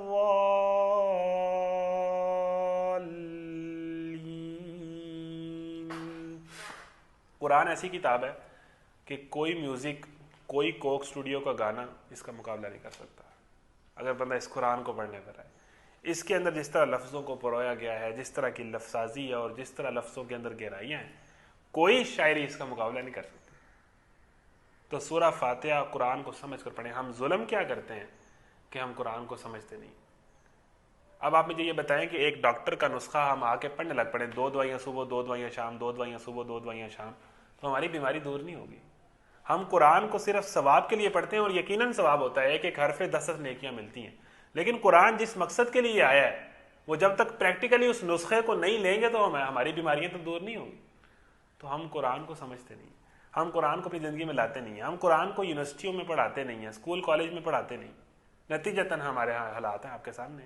तो तमाम मसाइल का हल, तमाम परेशानियों का हल, तमाम गलतफहमियों का हल, ज़िंदगी के अंदर जितने भी जो आपकी मसाइल हैं, जितने भी आपकी जो है कन्फ्यूजन्स हैं, उनका हल कुरान में। तो आएँ, सारे नौजवानों को दावत देता हूँ कि आएँ इस कुरान को समझें। तो सूरह फातिहा की एक और अहम बात बड़ी ये है कि सूरह फातिहा एक वो सूरत है जो इतनी पढ़ी जाती है, इतनी पढ़ी जाती है। नमाज में सूरह फातिहा कितनी मरतबा पढ़ते हैं? दिन में 5 मरतबा नमाज आई, नमाज में हमने पढ़ी और हर रकत में पढ़ी। कोई बीमार हो गया तो उस पर सूरह फातिहा का दम करवाया गया। जनाजा है किसी के, हाँ जनाब कोई फौतगी हो गई है तो वहाँ जाके फातिहा पढ़ेगी। जो कोई मौलवी साहब तकरीर शुरू करते हैं तो सूरह फातिहा शुरू की। नमाज की पहले का सूरह फातिहा है, जुमे के खुतबे में सूरह फातिहा पढ़ी जा रही है। हर जगह सूरह फातिहा है, हर लम्हा सूरह फातिहा है, हर वक्त सूरह फातिहा है। सूरह फातिहा हम इतनी पढ़ते हैं, इतनी पढ़ते हैं, इतनी पढ़ते हैं, लेकिन ये कुरान का एजाज है कि हम बोर नहीं होते। कोई बहुत अच्छा गाना आ जाए ना, और जिसके जनाब बहुत ज़्यादा व्यूज़ हो जाए, व्हाट्सएप पे चला जाए, यूट्यूब पे आ जाए, फेसबुक पे वायरल हो जाए, पूरी दुनिया, हर किसी के मोबाइल में वही गाना हो, और जनाब वो गाना जनाब छा जाए बॉक्स ऑफिस पे, वो कितनी देर चलता है? आप उस गाने को एक दफ़ा सुनते हैं, आपको मज़ा आता है, 100 दफ़ा सुन लेते हैं, 200 दफ़ा सुन लेते हैं, फिर उसके बाद आप उस गाने से बोर हो जाते हैं और उस गाने को आप इवन नफरत करने लग पड़ते हैं, कहते हैं यार ये वाला मेरे सामने ना चलो, मैं इसको सुन सुन के अक गया हूं। और सूरह फातिहा वो किताब है, वो आयात हैं कि जो 14 सदियां पहले से आई हैं और पढ़ी जा रही हैं, पढ़ी जा रही हैं, हर बंदा हर रोज मुसलसल दिन में कई की बार इसको पढ़ रहा है, लेकिन हम बोर नहीं होते। ये कुरान का एजाज है। बंदे का कलाम जितना भी लेवल का हो, जितना भी उसमें मौसीकियत के इसके अंदर मसाले लगाए जाएं, वो अल्लाह के कलाम का मुकाबला नहीं कर सकता। तो ये सूरह फातिहा का एजाज है कि हम इसको पढ़ते हैं, सुनते हैं, लेकिन हम कोई बोरियत फील नहीं करते। ये अल्लाह ताला के कलाम का एजाज है। अल्हम्दुलिल्लाहि रब्बिल आलमीन। तो सूरह फातिहा मक्की सूरत है। सूरह फातिहा एक दुआ है। सूरह फातिहा के अंदर पूरा दीन है। सूरह फातिहा पूरे कुरान मजीद का खुलासा है और पूरा कुरान उसकी तशरीह है। सूरह फातिहा के अंदर अल्लाह का तारुफ है और सूरह फातिहा के अंदर ज़िंदगी का मकसद है और सूरह फातिहा कुरान मजीद का इफ्तिताह और ओपनिंग करती है। तो अल्लाह ताला से दुआ है कि वो हमें सूरह फातिहा को पढ़ने और समझने और इस पर अमल करने की तौफीक अता फरमाए। तो आपके लिए खुशखबरी ये है कि आज की जो हमारी क्लास है हम इसका यहाँ पर इख्तिताम करते हैं और इंशाल्लाह आगे से अब हमने एक्सीलरेटर पर पाँव रख देना है, हमने स्पीड तेज़ करनी है, हमने रोज़ाना आधा आधा सपारा पढ़ना है। ये पहली क्लास थी, इसलिए मैंने कहा कि हमारी बेस क्लियर हो जाए। सूरह फातिहा को तो कम से कम भी 2 घंटे लगाने चाहिए इसको समझने के लिए, इसको पढ़ने के लिए। तो इस सूरह फातिहा को हमने तफसील से पढ़ लिया और ये सारी चीज़ें आपके सामने कोशिश की कि क्लियर हो जाएं। कुरान कितनी बड़ी चीज़ है, कितनी अहम चीज़ है, कितनी ज़बरदस्त चीज़ है, ये कुछ आपके जहन में, हमारे जहन में आ जाए और इसको पढ़ना कितना ज़रूरी है। तो आप अंदाज़ा करें, अभी हमने 7 आयात पढ़ी। अब इसके ऊपर भी डिबेट है कि सूरह फातिहा, कुछ लोग कहते हैं कि जी 7 आयात हैं, कुछ कहते हैं कि जी ये इससे कुछ बिस्मिल्लाहिर्रहमानिर्रहीम को ऐड कर लेते हैं, लेकिन इसको सब मिनल मिसानी सूरह हिजर में कहा गया है कि 7 आयात। तो सूरह फातिहा की ये 7 आयात, ठीक है जी। इसको अल्लाह के नबी ने सूरह फातिहा कहा है सब मिनल मुसानी को। तो इस सूरह फातिहा में कितनी जान है और आगे कुरान क्या चीज़ होगी, कुरान में क्या क्या होगा, कुरान में क्या क्या बातें होंगी, हमें इसका अंदाज़ा इसी से हो जाना चाहिए। तो अब क्लास को ख़त्म करने से पहले कुछ इंतहाई ज़रूरी ऐलानात हैं, वो ऐलान आपने सुन लेने हैं, उसके बाद हम इस क्लास का इख्तिताम करेंगे। एक तो ये चीज़ आपने ध्यान रखनी है कि हमारी ये जो क्लास है ये हम पौने 2 घंटे की किया करेंगे, ठीक है ना। 2 घंटे टाइम आपने ज़हन में रखना है, 2:30 बजे से लेके 4:30 बजे तक। ये टाइम आपने निकाल लेना है, इस टाइम को फिक्स कर लें, इस टाइम को जनाब तय कर लें कि हर संडे मैंने इन 2 घंटों में इधर से उधर नहीं होना। तो पहली चीज़ ये है कि हमने जो इनिशिएटिव लिया है नौजवानों को कुरान पढ़ाने का, कुरान से जोड़ने का, ये हमने खालिस अल्लाह ताला की रज़ा के लिए लिया। अगर आप लगते हैं, आपको महसूस होता है कि मुझे मज़ा नहीं आया, मैं ये नहीं कर सकूँगा, मुझे ये काम पसंद नहीं आया या मैं इसके साथ नहीं चल सकता, तो हम आपको बिल्कुल बाउंड नहीं करते। आप सो बिस्मिल्लाह, आपकी मर्ज़ी है, आपकी चॉइस है, कोई आपको मजबूर नहीं कर रहा, तो आप इस क्लास को ना लें, आपको कोई मजबूर नहीं कर रहा। लेकिन अगर आप समझते हैं कि ये अच्छा काम है, ये होना चाहिए और इसमें आपको हमें सपोर्ट करना चाहिए, तो आपने क्या करना है, आपने रुकना नहीं। आप इस वीडियो को भी शेयर करें, आप इस पेज पर और हमारे यूट्यूब चैनल पर भी लोगों को लेके आएँ कि यहाँ कुरान क्लास हो रही है, पूरा साल कुरान पढ़ने का मौका है। अपने सारे दोस्तों को इनवाइट करें, जितनी फ्रेंड लिस्ट है, जितने नौजवान हैं, जितने यूनिवर्सिटी फेलोज़ हैं, कॉलेज फेलोज़ हैं, सबको इनवाइट करें, इस वीडियो को शेयर करें, इस पैगाम को ज़्यादा से ज़्यादा आगे पहुँचाएँ ताकि हमारे नौजवान जो हैं वो कुरान को पढ़ सकें, कुरान से जुड़ सकें और कनेक्टिंग यूथ विद कुरान के मिशन को, इस काज को हम आगे लेके चलें। तो आज थी हमारी सूरह फातिहा। तो अब कुछ आखिर में ऐलानात हैं और वो ऐलानात बहुत ज़रूरी हैं। ये सारे ऐलानात समझ लें। मैंने जिस तरह पहले दिन कह दिया, जो हमारा 2 दिन पहले लाइव हुआ था, कि इस क्लास के अंदर 2 तरह के स्टूडेंट होंगे। एक होंगे रेगुलर स्टूडेंट और एक स्टूडेंट वो होंगे जो कभी दिल किया लाइव सेशन है ज्वाइन कर लिया, कभी ना ज्वाइन किया, कोई क्लास ले ली, कोई क्लास ना ली, दोनों ही हम वेलकम करते हैं। जो जितना लेना चाहे उसको उतना ही मुबारक हो, उसे उतने में अगर किसी की ज़िंदगी की इस्लाह हो जाए तो इससे बड़ी क्या बात है। जो रेगुलर स्टूडेंट हैं उनके लिए हमने कई तरह की चीज़ें रखी हैं। उनकी मंथली जो हमने पढ़ा है, महीने में हम 2 सिपारे पढ़ेंगे, उसकी असेसमेंट भी करेंगे। उसके साथ हम महीने के साथ कोई ना कोई नया कंपटीशन कुरान और हदीस को या इकबालियात का करेंगे।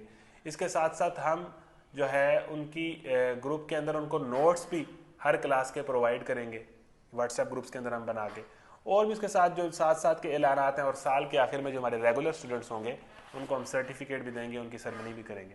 साथ साथ में एक खुशखबरी ये भी देता जाऊँ, जो हमारे रमज़ान क्लास में स्टूडेंट थे तो ख़बरें आ रही हैं कि आहिस्ता आहिस्ता शायद ये मैरिज हॉल्स खुल रहे हैं, यूनिवर्सिटियाँ खुलने के इम्कानात हैं।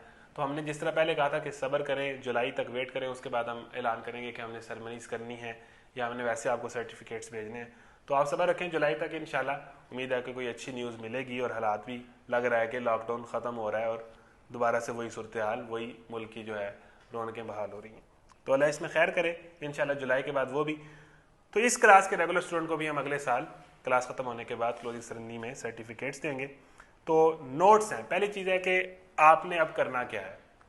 नंबर 1 चीज़, आपने जो रेगुलर स्टूडेंट हैं उनकी अटेंडेंस होगी। तो रेगुलर स्टूडेंट्स ये बात बड़े गौर से सुन लें कि अटेंडेंस के लिए आपने क्या करना है। मैंने जो यूट्यूब पे सुन रहे हैं इस क्लास को वो भी डिस्क्रिप्शन में देख सकते हैं, और जो फेसबुक पेज पर लाइव इस क्लास को सुन रहे हैं वो कैप्शन के अंदर आपको एक लिंक नज़र आ जाएगा। उस लिंक को आप ओपन करेंगे, वहाँ जाके आपने अपनी अटेंडेंस मार्क करनी है आज की क्लास की।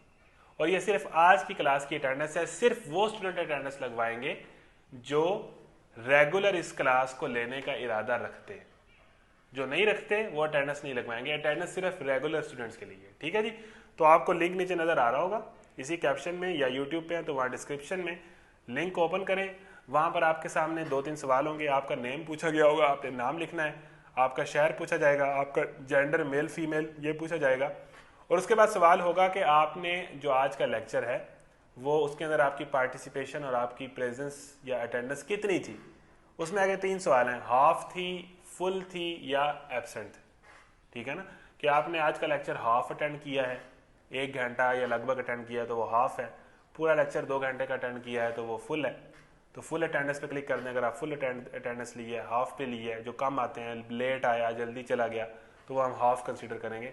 तो अपनी ईमानदारी से आपने हाफ पे टिक करना है। और आखिर में होगा कि आज का लेक्चर आपको किस तरह का लगा, तो वो फॉर्म आपने सबमिट कर देना है। ठीक है, जब आप फॉर्म सबमिट कर देंगे और आपको ये मैसेज आगे फ़ौरन मिल जाएगा कि योर अटेंडेंस इज़ रिसीव्ड, तो इट मीन्स कि आपकी अटेंडेंस लग गई।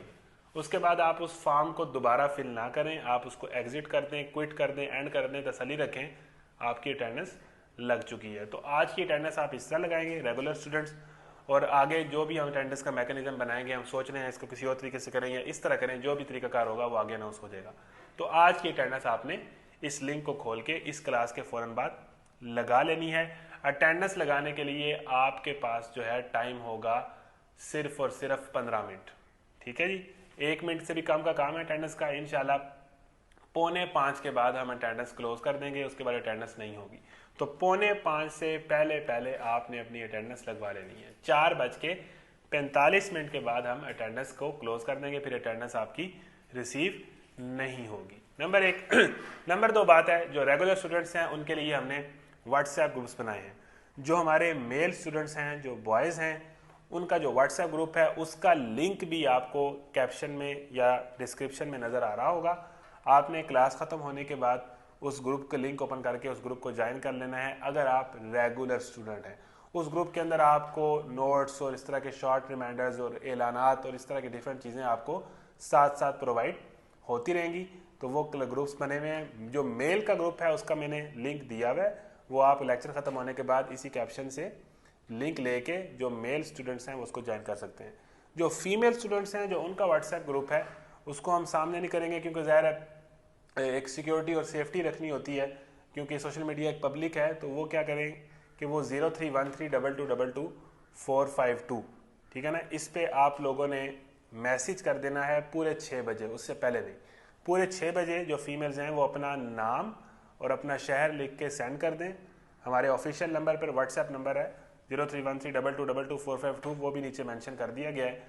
जो फीमेल्स हैं वो उस पर अपना नाम सेंड करेंगी, सिटी सेंड करेंगी, तो हम उनको लिंक दे देंगे, वहाँ से वो उस लिंक में ज्वाइन करके ग्रुप में आ सकती हैं। पूरे 6 बजे आप अपना नाम और वो सेंड करें तो आपको लिंक प्रोवाइड कर दिया जाएगा। उससे पहले हमने जो हमारे पुराने ग्रुप्स थे वहाँ पर व्हाट्सएप ग्रुप का लिंक आ जाएगा, उसके थ्रू भी आप ज्वाइन कर सकती हैं। लेकिन जिनको व्हाट्सएप ग्रुप का लिंक ना मिले फीमेल्स को, वो परेशान ना हो, पूरे 6 बजे आप उस नंबर पर अपना नाम और शहर का नाम भेजें। ठीक है जी, व्हाट्सएप नंबर पे आपको हम लिंक वहीं सेंड कर देंगे और आप वहाँ से ग्रुप को ज्वाइन कर लेंगे तो इस तरह ये ज़्यादा सिक्योर हो जाएगा। तो ये चीज़ है।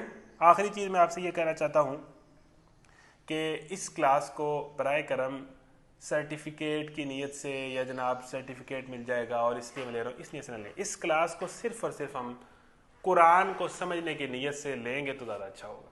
ज़ाहिर है वो सारी चीज़ें होंगी, लेकिन असल इस क्लास का मकसद ये है कि आप पूरा साल कुरान से जुड़े रहें, कुरान से कनेक्ट रहें, कुरान से आपका राब्ता रहे, कुरान से आपका ताल्लुक़ रहे, कुरान आपकी ज़िंदगी में रहे और आपकी ज़िंदगी कुरान के मुताबिक गुजरती रहे। तो इस क्लास का बेसिक मकसद ये है।